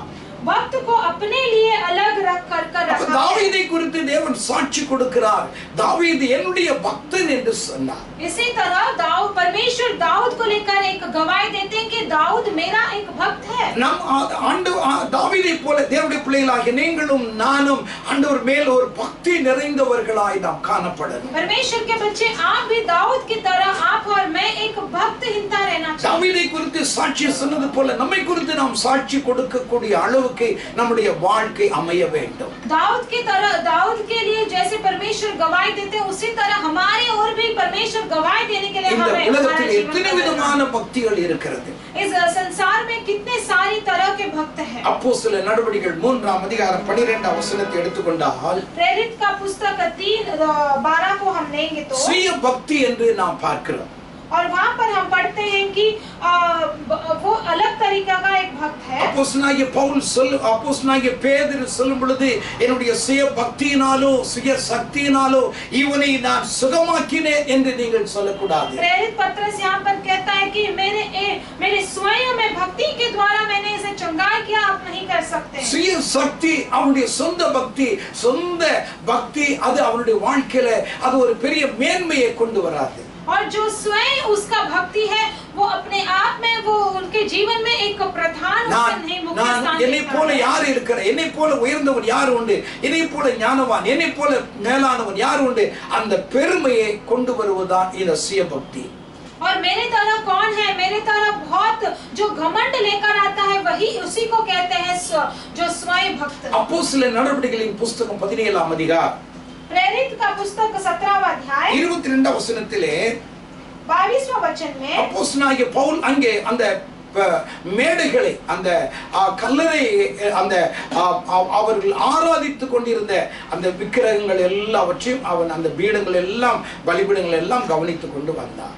और प्रेरित पौलुस यहाँ पर वो सारे जो वो मूर्तियां रखे गए थे वो सभी को वो देखते आ रहा था। அப்ப பவுல் இங்கே சொல்றார், உங்களுடைய தேவதா பக்திகளை நான் அறிந்தேன் என்று சொல்றார். तब पौलुस यहाँ पर कहता है कि देवताओं के बड़े मानने वाले हो। அப்ப தேவதா பக்தி என்று சொன்னால் மூட நம்பிக்கை உள்ளவர்கள் என்று அர்த்தம். और देवताओं के बड़े पर मानने वाले मतलब जो अंधविश्वास पर मानते हैं। அவிதமாய் நாள் நட்சத்திரங்கள் உலகத்தில் இருக்கிற சடங்காச்சாரங்களை அவர்கள் எல்லாவற்றிலும் கவனிப்பார்கள். और जो चांद नक्षत्र और जो बहुत सारे अंधविश्वासों पर बहुत ठहरा। எபேசியர் 2:2 முற்காலத்தில் நீங்களும் நானும் அப்படி இருந்தோம் என்று பவுல் சொல்றார். एफेसियों का पुस्तक 2:2 में पिछले प्राचीन काल में हम लोग भी ऐसे ही थे करके प्रेरित पौलुस। சுய பக்தி நமக்கு ஒன்று உதவாது. और स्वयं जो भक्त है वो कुछ भी कर नहीं தேவதா सकता। பக்தியும் நமக்கு ஒன்று செய்து விட और முடியாது. देवताओं का जो अंधविश्वास है वो भी कुछ नहीं कर सकता। 2 தீமோத்தேயு 3:5 और दूसरा तीमुथियुस 3 5वां वचन में தேவ பக்தியின் வேஷத்தை தரித்துக் கொண்டவர்கள் ஒரு கூட்டம் இருக்கிறார்கள். और जो देवताओं का भक्ति को लेकर वो लोग अलग तरीके से रहते हैं। பக்தி உள்ளவர்கள் போல இருப்பார்கள். वो भक्ति का वेश लगाते ஆனால் அது हैं, ஒரு வேஷமாகவே காணப்படும். लेकिन वो एक वेश वो धरते हैं। அன்றைக்கு ஸ்தோத்திரம் பரிசேயர்களை குறித்தும் சதுசேயர்களை குறித்தும் ஆண்டவராய் கர்த்தர் பேசும் பொழுது வெள்ளையடிக்கப்பட்ட கல்லறையே என்று சொன்னார். उन दिनों में जब परसी के बारे में हम जब बात करते हैं कि वो अलग वो सफेद वस्त्र में बेस के हैं, உள்ளே அவிதமாய் உள்ளே எலும்புகளும் அவை உள்ளே ஓடுகளும் பலவிதமான அசுத்தங்களும் நிறைந்து இருக்கிறது. ஆனால் வெளியிலே வெள்ளையடிக்கப்பட்ட சுவராய் கல்லறையாய் இருக்கிறீர்கள். लेकिन वो अंदर बहुत गंदगी से भरा हुआ है, लेकिन बाहर देखते वक्त वो सफेद दीवारों से अच्छा है। இன்னொரு பக்தி இருக்குது, அதுதான் தேவனுடைய பக்தி. और एक भक्ति जो है वही परमेश्वर का। 1 தீமோத்தேயு 4:8 पहला तीमुथियुस का पुस्तक 4:8 में அப்போஸ்தலனாகிய பவுல் இங்கே தீமோத்தேயுக்கு எழுதும் பொழுது ஒன்றை சொல்லுகிறார். प्रेरित पौलुस यहाँ पर तीमुथियुस के लिखते समय बताते हैं। அந்த வசனத்தை நான் வாசிக்கிறேன், கவனியுங்கள். 1 தீமோத்தேயு 4:8 पहला तीमुथियुस 4:8 में हम पढ़ते हैं, சரீர முயற்சி அற்ப பிரயோஜனம் உள்ளது, देह का साधना से कम लाभ होता தேவ है, பக்தியானது भक्ति सब बातों की। இந்த ஜீவனுக்கு இதற்கு பின்வரும் ஜீவனுக்கு வாக்குத்தத்தம் உள்ளதாகையால் எல்லாவற்றிலும் பிரயோஜனம் உள்ளது. इस समय के और आने वाले की भी प्रतिज्ञा इसी के लिए है, इसलिए वो लाभदायक है। அப்ப தேவனாகிய கர்த்தர் இம்மைக்கு வாக்கு பண்ணியிருக்கிறார், மறுமைக்கு வாக்கு பண்ணியிருக்கிறார். इसका मतलब परमेश्वर ने इस समय का भी उन्होंने वादा किया है और आने वाले जीवन का भी उन्होंने वादा किया है। இந்த பூமிக்குரிய வாக்குத்தத்தங்களையும் கர்த்தர் கொடுக்கிறார், பரலோகத்துக்குரிய வாக்குத்தத்தங்களையும் கர்த்தர் கொடுக்கிறார். और इस पृथ्वी के भी प्रतिज्ञा वो देते हैं और स्वर्ग के भी प्रतिज्ञा वो இந்த देते हैं। வாக்குத்தத்தங்களை யார் உரிமை பாராட்டி அப்படியே விசுவாசிக்கிறானோ அவன்தான் பக்தன் என்று இங்கே அப்போஸ்தலனாகிய பவுல் சொல்வதை நாம் இங்க பார்க்கிறோம். और जो वाचा को पकड़कर वो विश्वास करता है वही सही भक्त है करके हम यहाँ पर पढ़ते हैं। தேவ பக்தியானது देह की साधना இந்த ஜீவனுக்கும் இதற்கு பின்வரும் ஜீவனுக்கும் வாக்குத்தத்தம் உள்ளதாகையால் ये भक्ति जो है इस समय के और आने वाले जीवन की भी प्रतिज्ञा है। அப்ப அந்த வாக்குத்தத்தங்களை உரிமை பாராட்டி யார் ஒருவன் ஆண்டவருடைய வாக்குத்தத்தங்களை உரிமை பாராட்டி விசுவாசிக்கிறானோ அவன் பக்தன் என்று பரிசுத்த வேதம் சொல்லுகிறது. और जो कोई भी प्रतिज्ञा को लेकर वो अपने आप के लिए रखता है वही भक्त है करके शास्त्र यहाँ पर தேவன் நமக்கு நிறைய இந்த பூமியில வாழ்க்கிற நாட்கள்ல நமக்கு நிறைய வாக்குத்தத்தங்களை கர்த்தர் கொடுத்திருக்கிறார். परमेश्वर इस हमारे इस पृथ्वी में रहते समय बहुत सारे वाचा हमें दिए। ஒரு வியாதியை நான் சுகமாக்குவேன், तेरे बीमारी से मैं तुझे स्वस्थ இது करूंगा। பரலோகத்திலே போய் அல்ல, ये जाकर स्वर्ग में जाकर இந்த பூமியில இருக்கும் பொழுதே ஆண்டவர் சொல்றார் உங்களுடைய வியாதியை நான் சுகமாக்குவேன். संसार में रहते वक्त ही परमेश्वर यहाँ पर कहते हैं कि मैं அப்ப இந்த பூமிக்குரிய வாக்குத்தத்தங்களை ஆண்டவர் நமக்கு கொடுக்கும் பொழுது அதை முழுமையாய் விசுவாசிக்க வேண்டும், அதுதான் பக்தி என்று ஆண்டவர் சொல்றார். और इस पृथ्वी में रहते समय हम जो परमेश्वर ने हमें जो प्रतिज्ञा दिया उसे पूरी तरह से विश्वास करना वही என் परमेश्वर தேவன் என்னுடைய வியாதியை சுகமாக்குவார். मेरे परमेश्वर मेरे बीमारी से मुझे நீ छुड़ाएगा। கடன் கொடுப்பாய், கடன் तू வாங்காதிருப்பாய். कर्ज लेगा लेकिन कर्ज देगा लेकिन नहीं लेगा। அப்ப ஆண்டவர் சொல்றார் நீ கடன் கொடுப்பாயப்பா, நீ கடன் வாங்க மாட்டாய். इसलिए परमेश्वर कहते हैं कि तू कर्ज देगा लेकिन कभी नहीं लेगा। இதெல்லாம் தேவனுடைய வாக்குத்தத்தங்கள். यही सब परमेश्वर का वाचा है। அப்ப தேவனுடைய வாக்குத்தத்தங்களை உரிமையோடு கூட பற்றிக்கொண்டு அதை நீ விசுவாசிக்க வேண்டும். इसी तरह परमेश्वर के वाचा को वैसी तरह तू पकड़कर विश्वास करना। அதைத்தான் 27ஆம் சங்கீதம் 18ஆம் வசனத்திலே ஜீவனுள்ள தேசத்திலே கர்த்தருடைய நன்மையை காண்பேன் என்று நான் விசுவாசிப்பேன். और 27 भजन संगीता 18 वचन में मैं जीवित परमेश्वर को देखूंगा करके वहां पर लिखा। நான் அப்படி விசுவாசிக்காவிட்டால் நான் கெட்டு போய் விடுவேன். अगर मैंने उसे विश्वास नहीं किया होता तो मैं बुरा हो जाता, मैं मिट जाता. ஆண்டவருடைய பிள்ளைகளாகிய நாம், इसका मतलब परमेश्वर के बच्चे हैं, தேவனுடைய வாக்குத்தத்தங்களை உரிமையோடு கூட பற்றிக்கொண்டு நாம் விசுவாசிக்க வேண்டும். परमेश्वर के प्रतिज्ञा को हम पूरी तरह से विश्वास कर पकड़ कर रखना है. தேவன் நமக்கு இம்மைக்குரிய வாக்குத்தத்தங்களை கொடுக்கிறார். परमेश्वर हमें इसी समय के लिए भी हमें वाचा और प्रतिज्ञा देते हैं. இம்மைக்காக மாத்திரம் ஆண்டவர் மேல் நாம் நம்பிக்கை வைக்க கூடாது. इस समय के लिए नहीं, हमें सिर्फ परमेश्वर पर विश्वास रखना நாம் है. பரலோகத்துக்குரிய நன்மைகளையும் கர்த்தர் நமக்கு வைத்திருக்கிறார். हमें स्वर्ग के भलाई से भी परमेश्वर ने हमें அந்த रखा. வாக்குத்தத்தங்களை நீங்கள் உரிமை பாராட்டும் பொழுது जब उसी प्रतिज्ञा को हम अपने आप के लिए रखते हैं, கர்த்தர் அப்படியே அதை நிறைவேற்றுவார். परमेश्वर उसी को पूरी तरह से पूरा करेंगे. ஒரு கிராமத்திலே பயங்கரமான தண்ணீர் பஞ்சம். और एक गांव में एक बहुत अकाल हो गया था. எல்லாரும் பிரஜாதிய மக்கள், ஒரே ஒரு குடும்பம் மாத்திரம் தேவனை விசுவாசிக்கிற குடும்பங்கள் அங்கே இருந்தது. और सभी लोग जो थे अन्य लोग थे, लेकिन एक ही परिवार तो मसीह में थे. அவருடைய வீட்டிலே அவருடைய நிலத்திலே ஒரு நல்ல கிணறு இருந்தது. அதுவும் அந்த கோடை காலத்திலே அது வற்றி போனது. और उनके घर में एक कुआं था, लेकिन वो भी अब वो सूख चुका था. அந்த ஊர்ல இருக்கிற ஜனங்கள் எல்லாரும் தண்ணீர் எடுப்பதற்கு ஒரு 7 கிலோமீட்டர் போக வேண்டும். और उस गांव के सारे लोग वो 7 मील तक वो पानी लेने के लिए जाना था. இப்படி இருக்கிற நேரத்திலே उस समय पर ஆண்டவர் அவரோடு கூட பேசினார். परमेश्वर उनसे बात किए. ஏசாயா 33ஆம் அதிகாரம் ऐसे यहाँ 33वां अध्याय 16ஆம் वचனத்திலே और 33वां अध्याय 16 वचन அவன் में அப்பம் அவனுக்கு கொடுக்கப்படும், அவனுடைய தண்ணீர் அவனுக்கு நிச்சயம் கிடைக்கும். उसका रोटी उसे मिलेगा और उसको पानी निश्चय उसको दिया जाएगा. அவனுடைய தண்ணீர் அவனுக்கு நிச்சயம் கொடுக்கப்படும். उसको पानी उसकी कभी घटी नहीं. இந்த வார்த்தை அந்த மனுஷனை தொட்டது. और यही वाचा जो है उस मनुष्य को छुआ. கர்த்தர் அந்த கிணற்றுக்கு பக்கத்துல போய் ஜெபித்தார். वो उस कुएं के पास जाकर वो व्यक्ति ஆண்டவரே, இந்த வசனத்தை இந்த நேரத்திலே நான் விசுவாசிக்கிறேன். परमेश्वर इस वचन को लेकर मैं आज विश्वास ஆண்டவரே, करता हूं. என்னுடைய விசுவாசத்தின்படி நீர் நடத்தணும். उसी विश्वास के द्वारा मुझे आप चलाना ஒரு है. அற்புதத்தை நீர் செய்யணும் என்று சொல்லி அவன் அவிதமாக அவன் ஜெபித்தார்.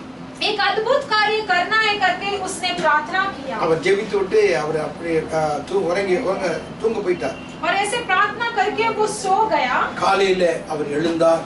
वो सुबह उठा நேராக ஸ்தோத்திரம் அங்கே கிணற்றில போய் பார்த்தார். और जाकर सीधा वो कुआं में जाके அந்த கிணறு அவிதமா தண்ணீர் நிரம்பி வழிந்து கொண்டிருந்தது. वो पूरे कुआं पानी से उभर रहा था. ஆழமான கிணறு, தண்ணீர் பூர்ண முழுதுமாய் நிரம்பி அது வழிந்து கொண்டிருந்தது. वो गहराई का कुआं जो है पूरी तरह से पानी भरकर उभर रहा था. அவனுடைய தண்ணீர் அவனுக்கு கொடுக்கப்படும் என்று சொன்ன அந்த வார்த்தையிலே உண்மை உள்ளவர் அப்படியே அவனுடைய வாழ்க்கையிலே நிறைவேற்றினார். जैसे कहा गया था कि पानी की घटी नहीं होगी, उसी तरह परमेश्वर ने उसे वाचा उसको जीवन में पूरा. கிராமத்தார் எல்லாரும் வந்து தண்ணீர் எடுத்தார்.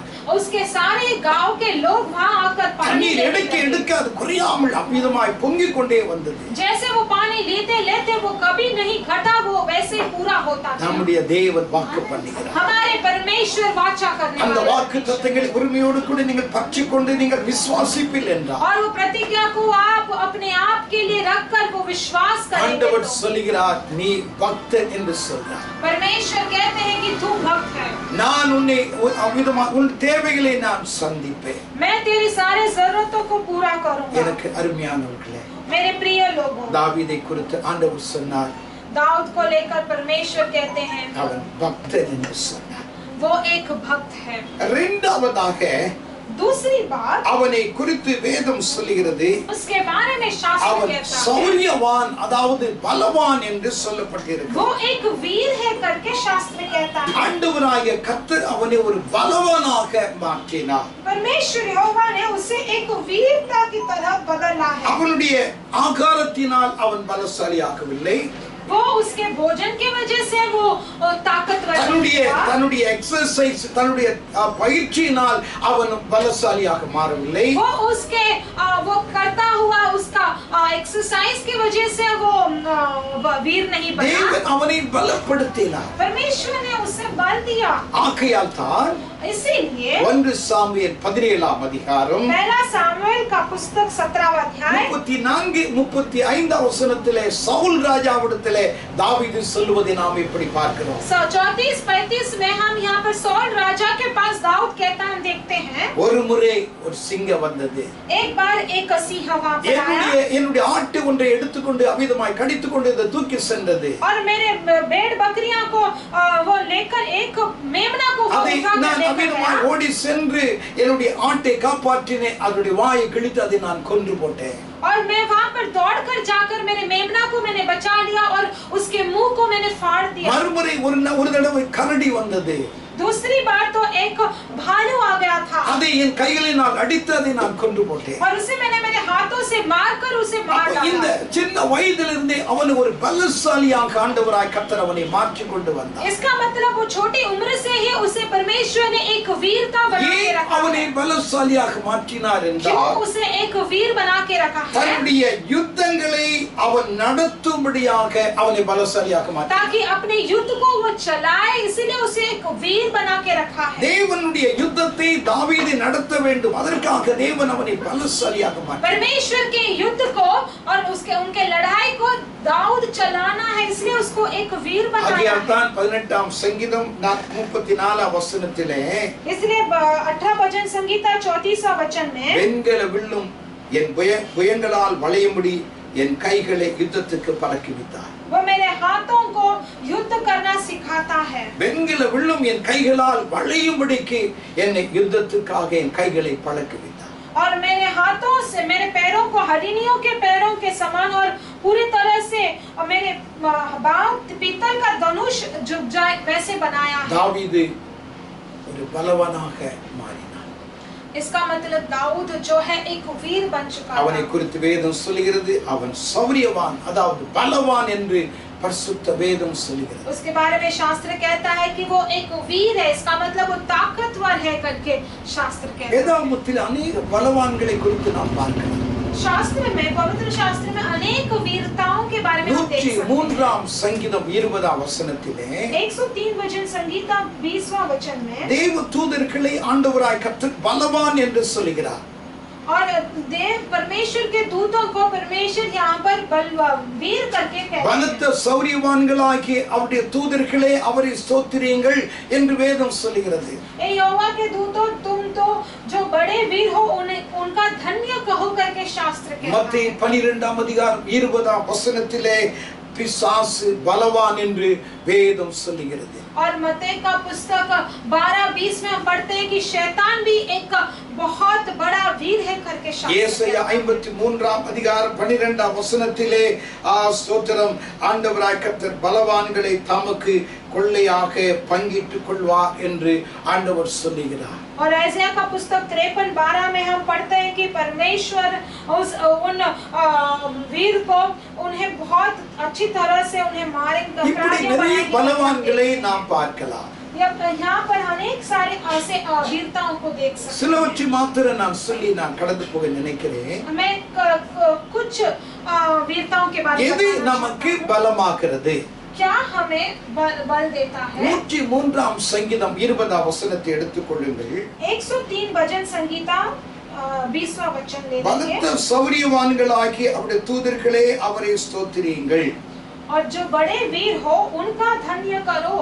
தூதர்கள் பலசாலிகளாய் இருந்தார்கள்.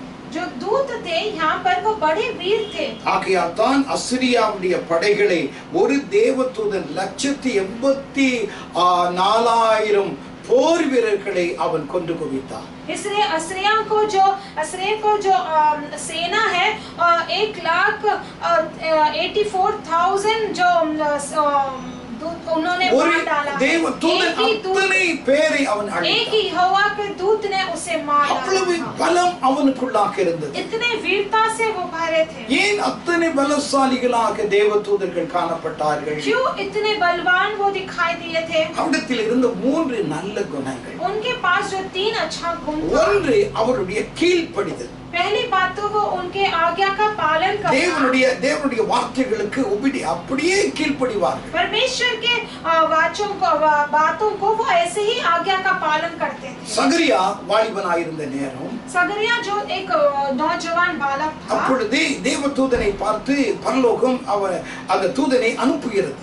तभी परमेश्वर का दूत को उन्हें भेजते हैं उनके पास। சகரியா 2ஆம் அதிகாரம் 4ஆம் வசனத்திலே, सगरिया का पुस्तक 2 अध्याय 14 நீ ஓடி சென்று அந்த வாலிபனிடத்திலே நீ சொல்ல வேண்டிய அந்த வார்த்தைகளை சொல்லு என்று வேதம் சொன்னது.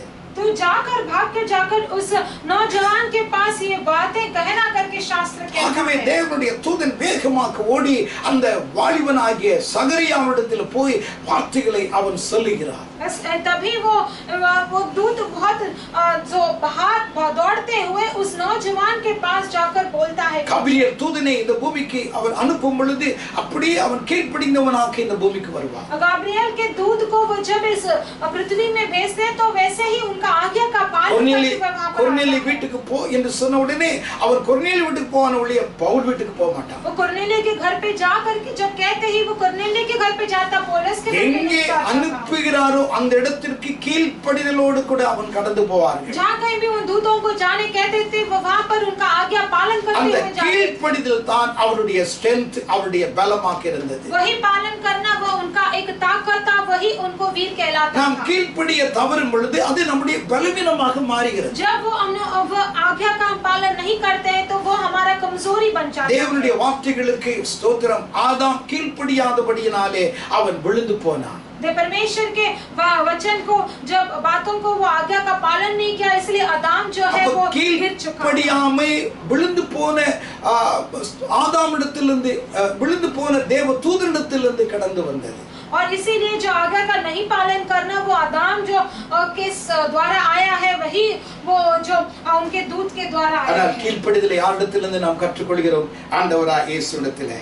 इसलिए आज्ञा का पालन करना हम किससे सीख सकते हैं? परमेश्वर यहोवा से। அவர் மரணம் பரியந்தம் தன்னை தேவனுடைய வார்த்தைகளுக்கு கீழ்ப்படிந்தார். वो अपने आखिरी सांस तक वो परमेश्वर के वचन को उन्होंने आज्ञा का அவர் पालन சுயமாய் ஒன்றும் அவர் செய்யவில்லை. अपने स्वयं रूप से उन्होंने कुछ भी नहीं किया। கீழ்ப்படிதல் நம்முடைய பலன். आज्ञा का पालन करना ही हमारा बल है। அதுதான் தேவதூதனுடைய ஒரு பலமாக இருந்தது. वही हमारे लिए वो दूतों का बल था। தேவதூதர்கள் அத்தனை பலசாலிகளா இருந்ததற்கு காரணம் தேவனுடைய வார்த்தைகளுக்கு அவள் கீழ்ப்படுகிறபடினாலே தேவனிடத்திலிருந்து எப்பொழுது அவர்களுக்கு பலம் ஸ்ட்ரெngth வந்து கொண்டே இருந்தது. और यहोवा के दूत वीरता कहलाते थे क्योंकि वो आज्ञा का पालन करते थे और हमेशा उन्हें वो बल मिलता ही जाता था। இன்னொரு விசேஷம் என்ன என்றால் அவர்கள் தேவனை துதித்துக் கொண்டே இருப்பார்கள். दूसरी विशेष बात यह है कि वो हमेशा परमेश्वर का स्तुति करते थे। எப்பொழுதும் ஆண்டவரை வர்ஷிப் பண்ணிக்கொண்டே இருப்பார்கள். वो हमेशा उनका धन्य और स्तुति करते थे। வாயிலிருந்து எந்த விதமான தீமையான வார்த்தைகள், புறங்குறான வார்த்தைகள், தவறான வார்த்தைகள் வராது. எப்பொழுதும் தேவனை துதிக்கிற வார்த்தைகள் தூதனுடைய வாயிலிருந்து நாம் காண முடியும். उनके मुंह से कभी भी गलत शब्द नहीं निकलता था, कभी भी बहुत बुरा शब्द नहीं निकलता था, हमेशा अच्छा और बुरा अच्छे करते। ஏசாயா 6ஆம் அதிகாரம் 2-3 வசனத்தை நீங்கள் வாசித்து பாருங்கள். ऐसाया 6 अध्याय दूसरा तीसरा वचन को हम पढ़ें। சேனைகளின் கர்த்தர் பரிசுத்தர் பரிசுத்தர் பரிசுத்தர் என்று ஓயாமல் சொல்லிக்கொண்டே இருந்தார். सेनाओं का परमेश्वर पर पवित्र पवित्र पवित्र है करके हमेशा कहते रहते थे। எப்பொழுதும் தேவனை துதித்துக் கொண்டே இருப்பார். वो हमेशा यही पुकारते रहते थे। வெளிப்படுத்தின விசேஷம் 5ஆம் அதிகாரத்தை எடுத்துக்கொள்ளுங்கள். प्रकाशित वाक्यों का पुस्तक 5वां अध्याय ले இந்த लेंगे। அதிகாரத்திலே ஸ்தோத்திரம் அவருடைய லக்கம் 10,000 ஆகவும் 1000 இருந்தது. அந்த தேவதூதர்கள் 5ஆம் அதிகாரம் 12ஆம் வசனத்திலே ஆட்டுக்குட்டியானவர், அவர்கள் மகா சத்தமிட்டு அடிக்கப்பட்ட ஆட்டுக்குட்டியானவர் வல்லமை, ஐஸ்வர்யம், ஞானம், பலத்தையும் கனத்தையும் மகிமையும் ஸ்தோத்திரத்தையும் பெற்றுக்கொள்வதற்கு பாத்திரராய் இருக்கிறார் என்று அவர்கள் சத்தமிட்டு சொன்னார்கள். और वह ऊंचे शब्द से कहते थे कि वध किया हुआ मेमना ही सामर्थ और धन और ज्ञान और शक्ति और आदर और महिमा और धन्यवाद के योग्य है करके वह हमेशा कहते रहते थे। எப்பொழுதும் துதித்துக் கொண்டே இருப்பார். वे हमेशा उनका स्तुति करते அவருடைய थे। வாயிலிருந்து எப்பொழுதும் துதியும் ஸ்தோத்திரங்கள் வந்து கொண்டே उनके இருக்கும். मुंह से हमेशा धन्य का शब्द निकलता அது था। அவருடைய பலன் என்று வேதம் சொல்லுகிறது. वही उनका बल है करके शास्त्र कहता ஓ है। அன்றைய பிள்ளைகளாகிய நீங்கள் நானும் தேவனை துதிக்க துதிக்க அது நம்முடைய பலம் என்று மறந்து விடக்கூடாது. परमेश्वर के बच्चे हम उनका स्तुति करते करते वही हमारा ताकत बनेगा करके आप அப்படி नहीं துதிக்கும் भूलिएगा। பொழுது கர்த்தர் நம்மை பலசாலியாக தேவன் நம்மை மாற்றுகிறார். जब हम उनका स्तुति करते रहते हैं परमेश्वर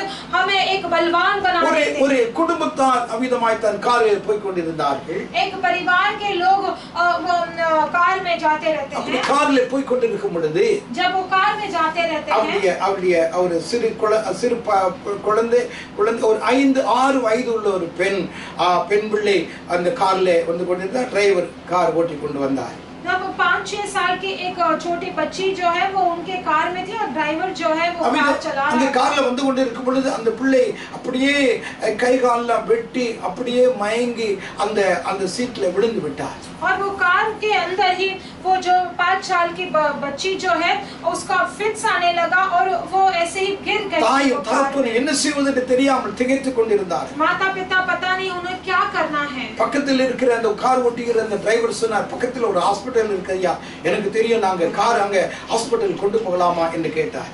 और ड्राइवर कहता है कि मुझे एक अस्पताल यहाँ पर पता है, क्या हम उन्हें वही अस्पताल में लेके जा सकते हैं? எங்கே கொண்டு போகிற காரை ஒரு இடத்துல ஒரு ஓரமா நிறுத்து அப்படின்னா तो उन्होंने कहा कि तू कहीं मत लेकर जाना, वो एक कोने पे कार को रखा है। பிள்ளையுடைய அந்த வலிப்பு போன்ற அந்த இது பலவீனம் அப்படியே நிக்கல, அப்படியே அவள் கை கால் வெட்டி இழுத்து கொண்டு இருக்கிறது. கணவன் மனைவி அந்த காரை நிறுத்தி விட்டு वो गाड़ी को वहां पर कोने पे रखा के கணவன் மனைவியும் ஆண்டவரே ரொம்ப ஸ்தோத்திரம் பண்ணாங்க. पति पत्नी दोनों बहुत परमेश्वर का அந்த स्तुति பிள்ளை மேல करते கை வச்சு ஆண்டவரே அதிகமாய் ஸ்தோத்திரித்தார். उस बच्ची के ऊपर हाथ रखकर परमेश्वर का स्तुति कर रहे थे। அரை மணி நேரம் ஸ்தோத்திரம் பண்ணிருப்பாங்க. आधा घंटा तक वो उन्होंने स्तुति किया होगा எல்லா பலவீனங்கள் மாறினது. और वो बच्ची का सारा कमजोरी दूर हो गया। ஹல்லேலூயா. हालेलुया। கர்த்தர் எவ்வளவு நல்லவர். परमेश्वर कितना भला है। ஆஸ்பத்திரி போயிருந்தா அது வேணும் இது வேணும் உங்களுக்கு சேர்த்தணும் இன்ஜெக்ஷன் அது இது ஏகப்பட்ட காரியம்.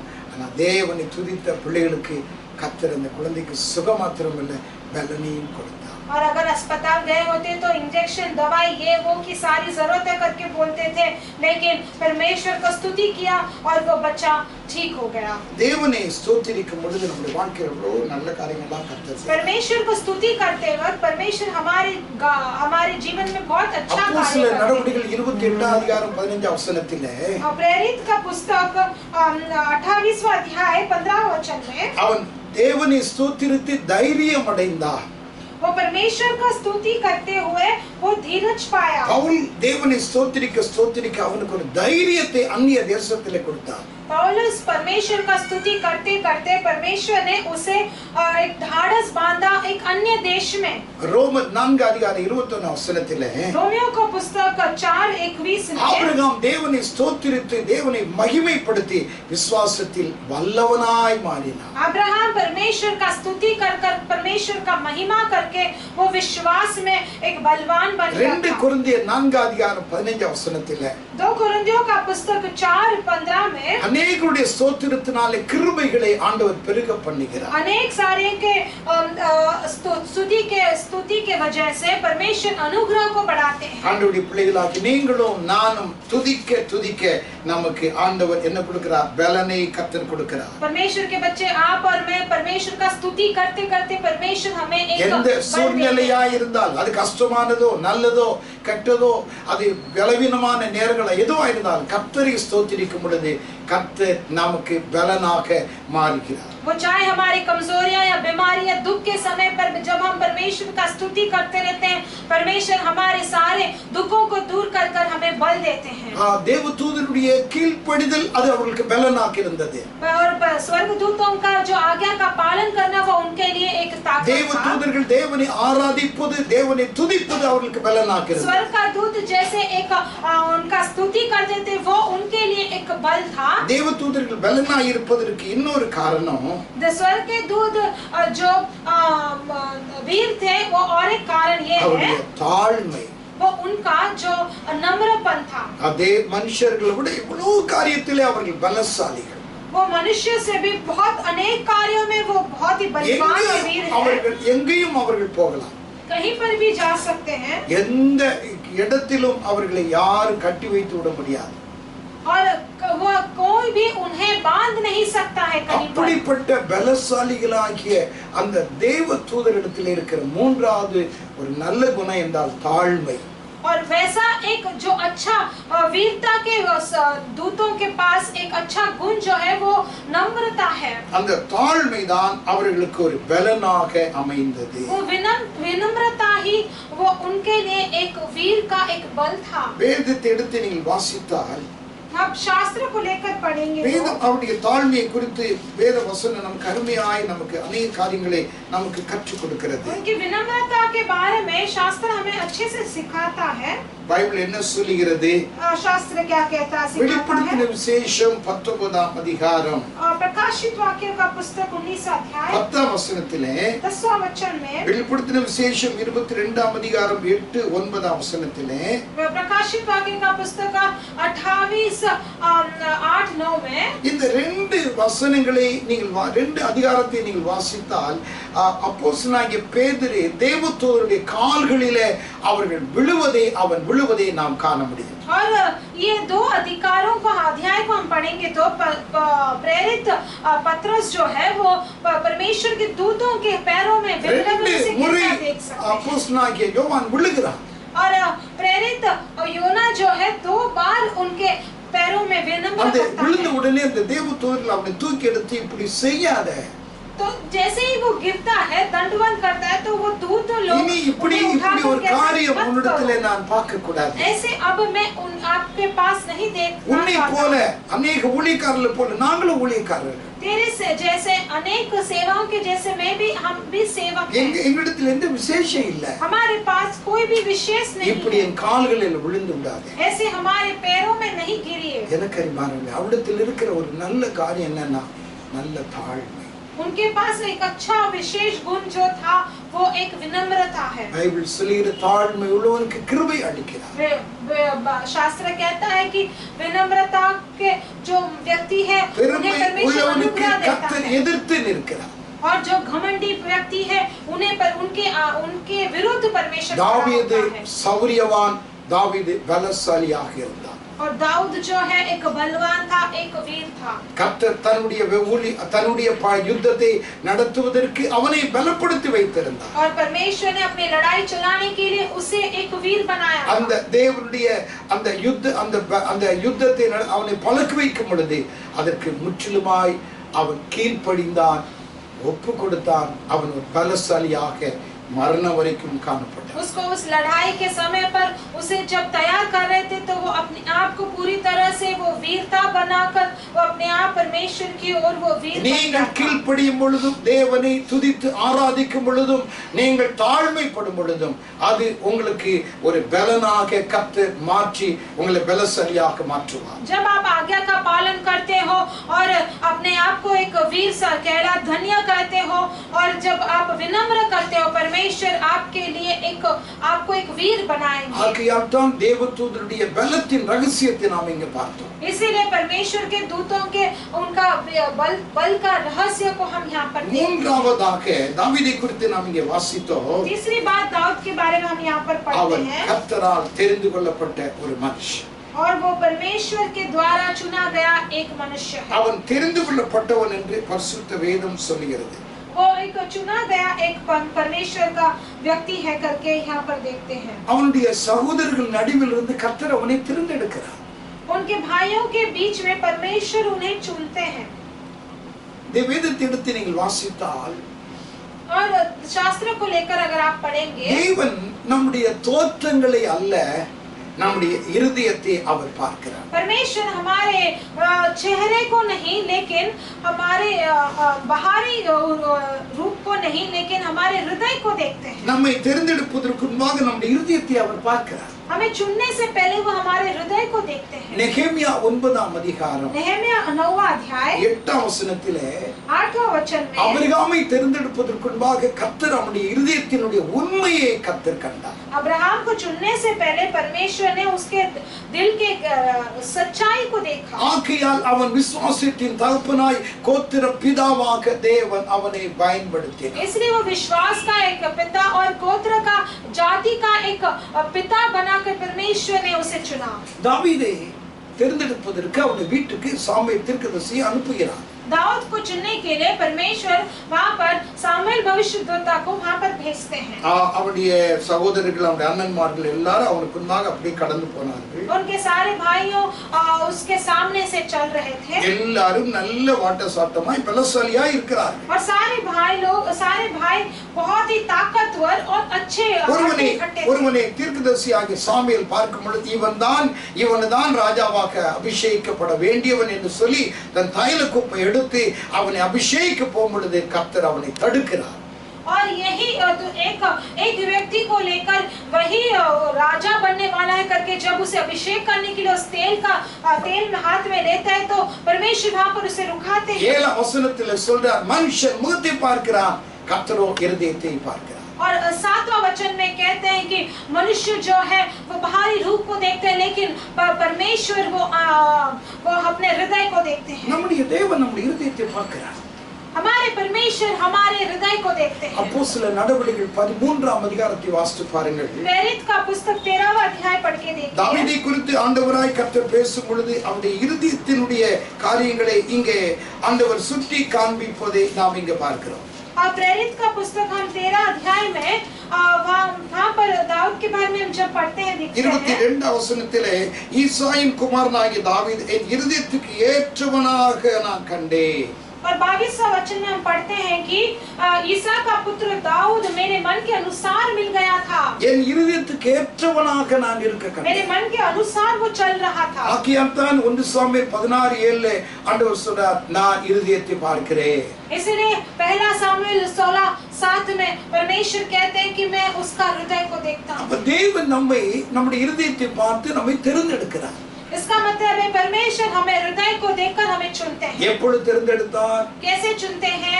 எபேசியர் 1:4 பிரகாரம் உலகம் தோன்றுவதற்கு முன்பாகவே நம்மை தெரிந்தெடுத்தார். और एफेसियों का पुस्तक 1:4 के अनुसार हमें इस पृथ्वी के सृष्टि के से पहले ही हमें நம்முடைய பிறந்த நாளை விட தேவன் நம்மை தெரிந்து கொண்ட நோக்கம் தான் விசேஷமானது. इसका मतलब हमारे जन्मदिन के अवसर से भी हमें परमेश्वर ने चुना वही अवसर बड़ा है. குறித்த ஒரு நோக்கத்தோடு கர்த்தர் நம்மை தெரிந்தெடுக்கிறார். एक प्रत्येक एक जो मकसद के साथ ही परमेश्वर हमें அந்த चुनते हैं. நோக்கத்தை சரியாக விளங்காதவர்கள் தான் தற்கொலைக்கு நேராக ஓடுகிறார்கள். और जो मकसद नहीं जान पाते हैं वही खुदकुशी की ओर जाते हैं. அந்த நோக்கத்தை சரியாக புரிந்து கொள்ளாதவர்களாக தான் தேவனை விட்டு அவிதமாக்கி விலகி ஸ்தோத்திரம் பின்மாற்றத்துக்குள் போகிறார்கள். और जो वो मकसद को नहीं अच्छे से जान पाते वही परमेश्वर को छोड़कर पीछे हो लेते हैं. இயேசுவை கவனித்து பாருங்கள். यीशु को ध्यान दीजिए. அப்பொழுது அவருக்கு 12 வயது. तब उनको 12 साल था. லூக்கா எழுதின சுவிசேஷம் लूका सुसमाचार का 2ஆம் அதிகாரம் 2 अध्याय 46-49 வசனத்திலே 44 और 39 वचन में இங்கே வசனத்திலே எப்படி பார்க்கிறோம்? यहाँ पर इस वचन में देखते हैं அவர் போதகர் நடுவிலே உட்கார்ந்து அவர்களோடு கூட பேசுவதையும் வினுவதையும் பெற்றோராகிய யோசேப்பு மரியாளும் கண்டார்கள். और यहाँ पर यूसुफ और मरियम यहाँ देखते हैं कि वो उपदेशों के बीच में बैठकर उनके साथ मिलकर बात कर रहा था. உடனே பெற்றோர்கள் அவரை பார்த்து கேட்டார்கள், "அப்பா, உன்னை எங்கெல்லாம் நாங்க தேடுறது, எங்கப்பா அப்படி போயிட்டே?" அப்படின்னு கேட்டாங்க. तब उनके माता पिता उनसे पूछते हैं कि तू कहाँ चला गया था, हम कहाँ नहीं गए. 49ஆம் வசனத்திலே तब 39वां वचन में என் பிதாவினுடைய சித்தத்தை என் பிதாவினுடைய நோக்கத்தை நான் புரிந்து அவருக்கு என்ன செய்ய வேண்டும் என்பதை நான் அறிந்தவனாய் பிதாவின் சித்தம் செய்வதற்காக நான் இப்படி வந்திருக்கிறேன். और तब वो कहते हैं कि मुझे अपने पिता के भवन में होना अवश्य है, इसलिए मैं उनका इच्छा करने के लिए मैं वहां पर चला அவர் गया। சொல்வதை நாம் இங்கே வசனத்தை நான் வாசிக்கிறேன், கவனியுங்கள். और उन्होंने जो कहा हम यहाँ पर पढ़ते, ध्यान दीजिए। ஸ்தோத்திரம். நீங்கள் ஏன் என்னை தேடினீர்கள்? என் பிதாவுக்கு அடுத்தவைகளில் நான் இருக்க வேண்டியதென்று நீங்கள் அறியீர்களா என்றார். तो तुम मुझे क्यों ढूंढते थे, क्योंकि मुझे अपने पिता के भवन में होना आवश्यक है, वो आप नहीं जानते हो क्या? 12 வயதிலே தெரிந்திருந்தார் நான் ஏன் தேர்ந்தெடுக்கப்பட்டேன். यीशु 12 साल में वो जानता था कि मैं क्यों चुना हूँ। ஸ்தோத்திரம். என்னை ஏன் ஆண்டவர் தேர்ந்தெடுத்தார்? क्यों परमेश्वर ने मुझे चुना है? என்னை தேர்ந்தெடுத்ததுடைய நோக்கம் என்ன? मुझे चुना हुआ का मकसद क्या இந்த है? வசனங்களை கேட்கிற நீங்கள் புரிந்து கொள்ள வேண்டும். ஏன் உங்களை எத்தனையோ பேர் உலகத்தில் இருக்கிறாங்க. इस वचन को पढ़ने वाले आप समझना है कि कितने लोग यहाँ संसार நாம் में हैं। ஆண்டவரை தேர்ந்தெடுக்கல, ஆனா ஆண்டவர் நம்மை தேர்ந்தெடுத்தார். परमेश्वर ने हमें, आपने परमेश्वर को नहीं, लेकिन परमेश्वर ने आपको அவர் चुना है। தேர்ந்தெடுக்கணும். क्यों आपको परमेश्वर चुनना ஒரு है? விசேஷித்த நோக்கம் உங்களை குறித்து உண்டு. क्योंकि एक विशेष मकसद परमेश्वर ने आपके लिए அந்த रखा है। நோக்கத்தை ஆண்டவரிடத்திலே நீங்கள் கேட்டு புரிந்து கொள்ளணும். उसी योजना को आप परमेश्वर से पूछ कर लेना है। நீங்கள் अनेகருக்கு ஆசீர்வாதமாய் விளங்க முடியும். आप अनेक लोगों को आशीर्वादित உங்களை கொண்டு बनकर கர்த்தர் மகிமையான வேலையை செய்ய முடியும். आपके द्वारा परमेश्वर एक महिमा के कार्य करने के இது लिए। அறியாதபடினாலே தான் ये नहीं जानते हैं, நம்முடைய इसलिए வாழ்க்கையை நாம் வீணாக்குகிறோம். हमारे जीवन को हम व्यर्थ करते हैं। கோவா கடற்கரையிலே அநேக ரட்சிக்கப்பட்ட தேவனுடைய பிள்ளைகள் ஊழியக்காரர்கள் எல்லாம் சேர்ந்து ஒரு ஓப்பனிங் பிரீச்சிங் நடத்தி கொண்டிருந்தார். और गोवा के एक बीच में, गोवा के एक नदी के किनारे में अनेक सारे सेवकों जो वहां पर थे वो संदेश कर அந்த रहे थे, प्रचार कर கடற்கரையிலே रहे थे। அவிதமாக ஒரு பெரிய ஒரு சின்ன ஒரு ஓப்பனிங் பிரீச் பண்ணி கொண்டிருந்தார்கள். और उस नदी के किनारे में एक छोटा सा एक ओपनियर प्रीच करके एक मंडल चला रहे थे। அப்படி பண்ணி கொண்டிருக்கிற நேரத்திலே ஒரு வாலிப பெண் தற்கொலைக்கு நேராக அந்த கோவா கடல்ல விழுந்து சாவதற்காக அவள் கடந்து போனாள். तब ऐसे चलते वक्त एक नौजवान, एक लड़की जो है वो उस नदी के किनारे के और समुद्र के ओर जाकर अपने आप को वो खुदकुशी करना चाहती। அங்கே அவள் போய் சாவதற்காக அவள் போய் கொண்டிருந்தாள். तब उस समुद्र में जाकर डूबना चाहती थी। அவள் அப்பொழுது இந்த தேவனுடைய மனுஷன் பிரசங்கம் பண்ணி கொண்டிருந்தவர் அவளை குறித்து தெரியாது. ஆனால் அவர் இப்படி பிரசங்கம் பண்ணினார். तब उसके बारे में वो नहीं जानते, लेकिन उन्होंने ऐसा संदेश दिया, நீ மரிக்க வேண்டியது அவசியம் அல்ல, तू मरना अवश्य नहीं है, இயேசு உனக்காக மரித்தார், क्योंकि परमेश्वर तेरे लिए मर चुके हैं। திரும்பவும் அவர் சொன்னார், நீ மரிக்க வேண்டியது அவசியம் அல்ல, ஏன் நீ மரிக்க போகிறாய்? फिर दोबारा उसे कहा कि तू मरना अवश्य नहीं है, तू क्यों मरने जा रही இயேசு है? உனக்காய் 2000 வருஷங்களுக்கு முன்பாக அவர் மரித்தார். यीशु तेरे लिए 2000 साल पहले मर चुके हैं। இந்த வார்த்தை அவளுடைய இருதயத்தை தொட்டது. ये बातें उसके हृदय को छुआ। தற்கொலை முடிவை மாற்றினால் वो अपनी खुदकुशी का जो ख्याल है उसने छोड़ அந்த दिया। தேவனுடைய பிள்ளைகள் மத்தியிலே ஓடி வந்து அவள் முழங்கால் படிட்டு கண்ணீர் விட்டு அவள் அழுதாள். और परमेश्वर के सेवकों के पास आकर वो मंडरा कर वो रो रही थी। அப்பொழுது அவளுக்காக ஜெபித்தாள். तब उनके लिए प्रार्थना किया। उसने காரணங்கள் என்ன என்று கேட்டாள். कारण क्या है पूछा தன்னுடைய गया। காரணங்களை அவள் சொன்னாள். अपने कारण को उसने बताया। இந்த தற்கொலையின் ஆவி அவளை விட்டு போகும்படியா அவர்கள் ஜெபித்தார்கள்.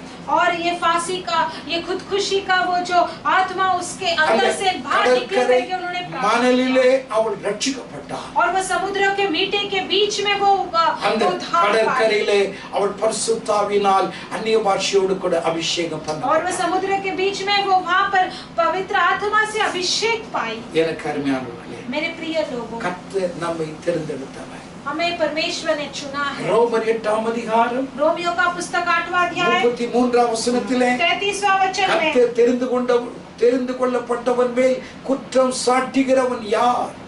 और परमेश्वर ने जिसे चुना है उसे दोष देने वाला कौन है? சாத்தான் குற்றம் சாட்டுவார். शैतान जो है दोष देता है। நம்முடைய வாழ்க்கையை குறித்து ஆண்டவர் அறிந்ததை அவன் பொய்யாக சொல்லி உன் வாழ்க்கையில் ஏன் இப்படி இருக்குது, போ, இல்லாவிட்டு இலங்கையாயில் ஓடு, இந்த உலகத்தில் வாழ்வதற்கு உனக்கு அருகதை இல்லை என்று சொல்லுவார். वो अपने बारे में अच्छे से जानते हुए वो अपने दोष देने के लिए वो कहता है कि परमेश्वर तेरे लिए बुराई करते हैं, तू इस जगह से से चले जा करके वो हमेशा कहता है, ஆனால் ஆண்டவருடைய வார்த்தை சொல்லுகிறது, लेकिन परमेश्वर का वचन कहता है, கர்த்தரால் தெரிந்து கொள்ளப்பட்டவன் மேல் குற்றம் சாட்டுகிறவன் யார்? परमेश्वर के चुने हुओं पर दोष कौन लगाएगा? எந்த ஆவியும் குற்றப்படுத்துவதற்கு அதற்கு தகுதி கிடையாது. कोई भी आत्मा उसे दोष देने के लिए இந்த காலையிலே கர்த்தர் உங்களை தெரிந்தெடுத்திருக்கிறார். इस सुबह के समय पर परमेश्वर ने तुम्हें चुना है। 1 கொரிந்தியர் 1ஆம் அதிகாரத்தை நீங்கள் வாசித்து பாருங்கள். पहला कोरिन्थियों का पुस्तक पहला अध्याय को आप पढ़ के देखिए। பலவான்களை வெட்கப்படுத்தும்படி பலவீனராகிய நம்மை தெரிந்து கொண்டார்.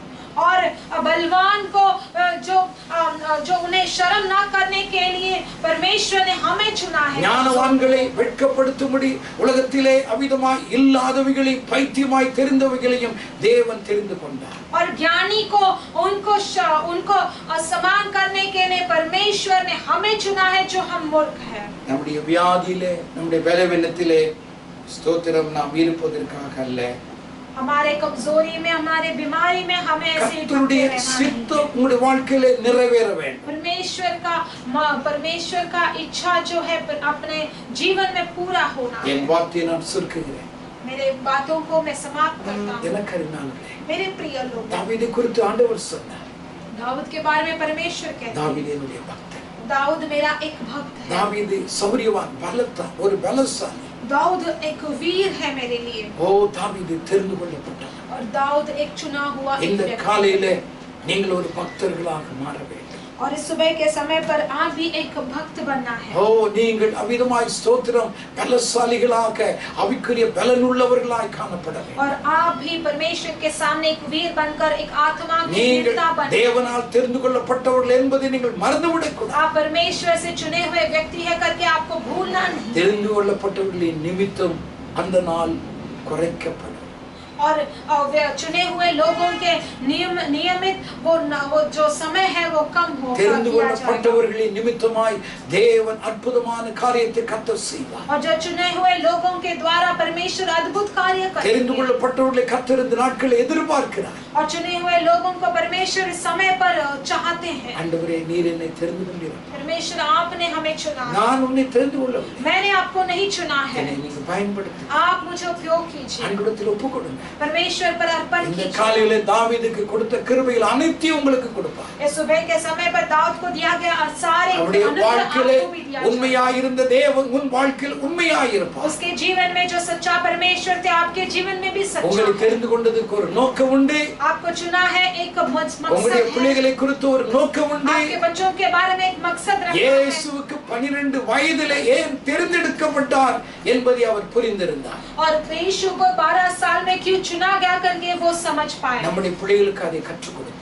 उसी तरह हमारे बच्चों को भी हमें सिखाना। நாம் எல்லாரும் हम ஜெபிக்கலாம். सभी प्रार्थना ஆண்டவரை करेंगे। நோக்கி நாம் ஜெபிப்போம். हम परमेश्वर की ओर देखकर प्रार्थना करेंगे। பரிசுத்தமுள்ள நல்ல தகப்பனே, இந்த நல்ல ஆசீர்வதிக்கப்பட்ட காலை நேரத்துக்காக உமக்கு ஸ்தோத்திரம். हमारे पवित्र अच्छे पिता इस अच्छे आशीर्वादित समय के लिए हम धन्यवाद देते ஆண்டவரே, हैं। இந்த காலையில உம்மை உயர்த்தி நாங்கள் பாடவும் உம்முடைய சத்திய வசனத்தை பிரசங்கிக்கவும் கேட்கவும் கர்த்தர் உதவி செய்தீர், அதற்காக ஸ்தோத்திரம். परमेश्वर इस सुबह के समय पर आपका गीत गाकर आपको आराधना करके परमेश्वर आपके सत्य वचन को सुनने के लिए என் आपने கிருபை सार्थक और धन्यवाद அவனை देते விட்டு हैं। விலகாமலும் என் உண்மையிலே நான் பிசகாமல் இருப்பேன் என்று சொன்னீரப்பா. आपका कृपा तेरे से नहीं हटेगा और मेरा सच्चाई नहीं बदलेगा करके आपने कहा। அந்த கிருபையிலே அவன் கடைசி வரைக்கும் அவன் நிற்பதற்கு காரணம் நீர் அவனுக்கு நீ தந்த வாக்குத்தத்தங்கள். उस अनुग्रह में वो आखिरी तक ठहरेगा क्योंकि कारण क्या है? क्योंकि अनेक सारे प्रतिज्ञा அவனுடைய பலவீனங்களை நீங்க அறிந்தீர்கள். उनके सारे कमजोरियों को आपने ஆனாலும் जाना அவனை है। கைவிடவில்லையா? फिर भी आपने नहीं छोड़ा। ஆண்டவரே, நாங்களுமே அறிவதிலே குறைவுள்ளவர்கள். हम आपको समझने में हम समझने में नहीं छोड़ सकते हैं, लेकिन आप हमें अच्छे से என்னுடைய जानते हो। பலவீனங்களை அறிவீர். आप हमारे என்னுடைய कमजोरियों को, தேவைகளை இந்த காலையில அறிவீரப்பா. आप हमारी सारी जरूरतों को इस இந்த सुबह पर வார்த்தைகளை जानते கேட்கிற हैं। உம்முடைய பிள்ளைகளோடு பேசுங்க. इस वचनों को सुनने वाले इस बच्चों के साथ आप बात தாவீது कीजिए। பக்தனாக இருந்தார். दाऊद एक भक्त था। இம்மைக்கு மறுமைக்குரிய வாக்குத்தத்தங்களை அப்படியே முழுமையாக விசுவாசிக்கிறவனாய் காணப்பட்டார். और इस समय का और आने वाले जीवन का भी वो पूरी तरह से वो प्रतिज्ञा पर அவன் विश्वास करने वाला பலசாலியாக था। சௌரியவனாக கர்த்தர் அவனை மாற்றினார். वो वीरता वो बलवंता करके हम वहां पर पढ़ते நம்முடைய हैं யுத்தங்களை நடத்துவதற்காக, आपके लड़ाई को चलाने के लिए, ஆண்டவரே சத்துருவோடு கூட போரிட்டு ஜெயம் எடுப்பதற்காக, शैतान से लड़ाई कर जीतने के அவனுடைய लिए கைகளை ஆண்டவரே போருக்கு நீ பயன்படுத்தி நிரப்பா. उसके हाथों को परमेश्वर आपने युद्ध के लिए எங்களுக்கு ஒரு பெரிய யுத்தம் இருக்கிறது. हमारे लिए भी एक அது बड़ा युद्ध மாம்சத்தோடும் है இரத்தத்தோடும் அல்ல, और वो मानसिकता से या रक्त से नहीं है துரைத்தனங்களோடும் அதிகாரமாகிய अंधकार லோகாதிபதியோடும் போராட்டம் இருக்கிறது. और वो अंधकार के नरक से और शैतान के साथ हमारे लिए लड़ाई है. பலவான்களாக மாற்றும். हमें भी एक वीरता बनाए பலவானாகிய சாத்தானை கட்டக்கூடிய பலன் எங்களுக்கு உண்டாயிருக்கட்டும். और कमजोरी शैतान को डुबाने वाला एक बल हमें दीजिएगा. ஆண்டவரே உமக்கு நன்றி செலுத்தி நாங்கள் துதிக்கிறோம். परमेश्वर आपको धन्य देकर हम स्तुति करते ஆண்டவரே हैं. தேவ தூதர்களைப் போலாவது அவருடைய பலம், ஆண்டவரே அவருடைய கீழ்ப்படிதலும் அவருடைய ஆராதனையும் அவருடைய துதியும் அவருடைய தாழ்மையும் அவர்களுக்கு பலனா இருந்தது போல எங்களுக்கும் அப்படிப்பட்ட கீழ்ப்படிதலையும் துதியும் ஸ்தோத்திரங்களையும் தாழ்மையின் ஆவியையும் எங்களுக்கு நீங்க தாங்க. जैसे परमेश्वर के दूतों का आज्ञा का पालन और उनका धन्य करना और उनके परमेश्वर का विनम्र करने जैसा वो गुण थे, वो सारे गुण हमारे अंदर भी आना चाहिए करके எங்களுக்கு தெரிந்து கொண்டதற்கு ஒரு நோக்கம் இருக்கப்பா. और परमेश्वर आपने हमें चुना, एक मकसद है, அந்த நோக்கத்தை கர்த்தர் நிறைவேற்ற उस मकसद को आप पूरा कीजिएगा. குறைகள் குற்றங்கள் தயவாய் எல்லாவற்றையும் மன்னியும். सारे कमियों को परमेश्वर जो कोई भी कमियां हैं ஆண்டவரே இந்த வாரம் முழுவதும் உம்முடைய இரக்கம் தயவு கிருபை கூட இருக்கட்டும். इस पूरे हफ्ते पर आपका दया आपका कृपा अनुग्रह बनाए ஆண்டவரே இந்த रखिए. வாரத்திலே தன்னுடைய பிறந்த நாளை நினைவு கூறுகிற பிள்ளைகள் யாராக இருந்தாலும் அவர்களை தொட்டு ஆசீர்வதிங்க. परमेश्वर इस हफ्ते में जो कोई भी अपना जन्मदिन और शादी का सालगिरह बना रहा है उनके आशीर्वाद कीजिए. ஆண்டவரே அவருடைய திருமண நாளாக இருந்தால் கர்த்தர் அதையும் और ஆசீர்வதிங்க. अगर उनका शादी का सालगिरह होगा तो भी उन्हें आशीर्वाद பலவீனமாய் இந்த நேரத்தில் யார் இருந்திருந்தாலும் அப்படியே பலவீனங்களை எல்லாம் மாற்றி போடுங்க. जो कोई भी कमजोरी समय पर है उनके सारे कमजोरियों को आप दूर தேவைகளை कीजिए. சந்திங்க. सारे जरूरतों को पूरा कीजिए. குறைகள் இருக்கிறது ஆண்டவரே, தேவை சந்திக்காமல் இருக்கிறோம், எங்களுடைய வாழ்க்கையில எப்படி ஒரு கஷ்டம் இருக்குது என்று சொல்லாம எல்லாருடைய வாழ்க்கையிலையும் ஒரு நிறைவை தேவன் கட்டளையிடுங்க. और उनके उनके उनके जीवन में सिर्फ कमियां हैं करके वह नहीं बड़बड़ाना है और उनके जीवन के सारे जरूरतों को आप पूरा உமக்கு कीजिए. நாங்க நன்றி சொல்லி துதிக்கிறோம். परमेश्वर आपको धन्यवाद देकर எல்லா आप स्तुति கன करते हैं. மகிமை துதி ஸ்தோத்திரம் உமக்கு செலுத்துகிறோம். सारे आदर महिमा स्तुति परमेश्वर केवल आप இயேசு ही को देते हैं. கிறிஸ்துவின் நல்ல நாமத்தில் பிதாவே, यीशु मसीह के अच्छे नाम से मांगते परमेश्वर पिता. ஆமென். आमीन. என் ஆத்துமாவே கர்த்தரை ஸ்தோத்திரி, என் முழு உள்ளமே பரிசுத்த நாமத்தை ஸ்தோத்திரி. என் ஆத்துமாவே கர்த்தரை ஸ்தோத்திரி, அவர் செய்த சகல உபகாரங்களை மறவாதே. ஆமென். நம்முடைய கர்த்தராய் இருக்கிற இயேசு கிறிஸ்துவின் கிருபை, பிதாவாகிய தேவனுடைய அன்பு, பரிசுத்த ஆவியானுடைய ஐக்கியம், சமாதானம் இந்த வசனங்களை கேட்ட ஒவ்வொரு கர்த்தருடைய பிள்ளைகளோடும் குடும்பத்தோடும் கர்த்தருடைய வரையும் மற்றும் இருப்பதாக. आमीन. ஆமென். ஆமென். ஆமென். எல்லாருக்கும்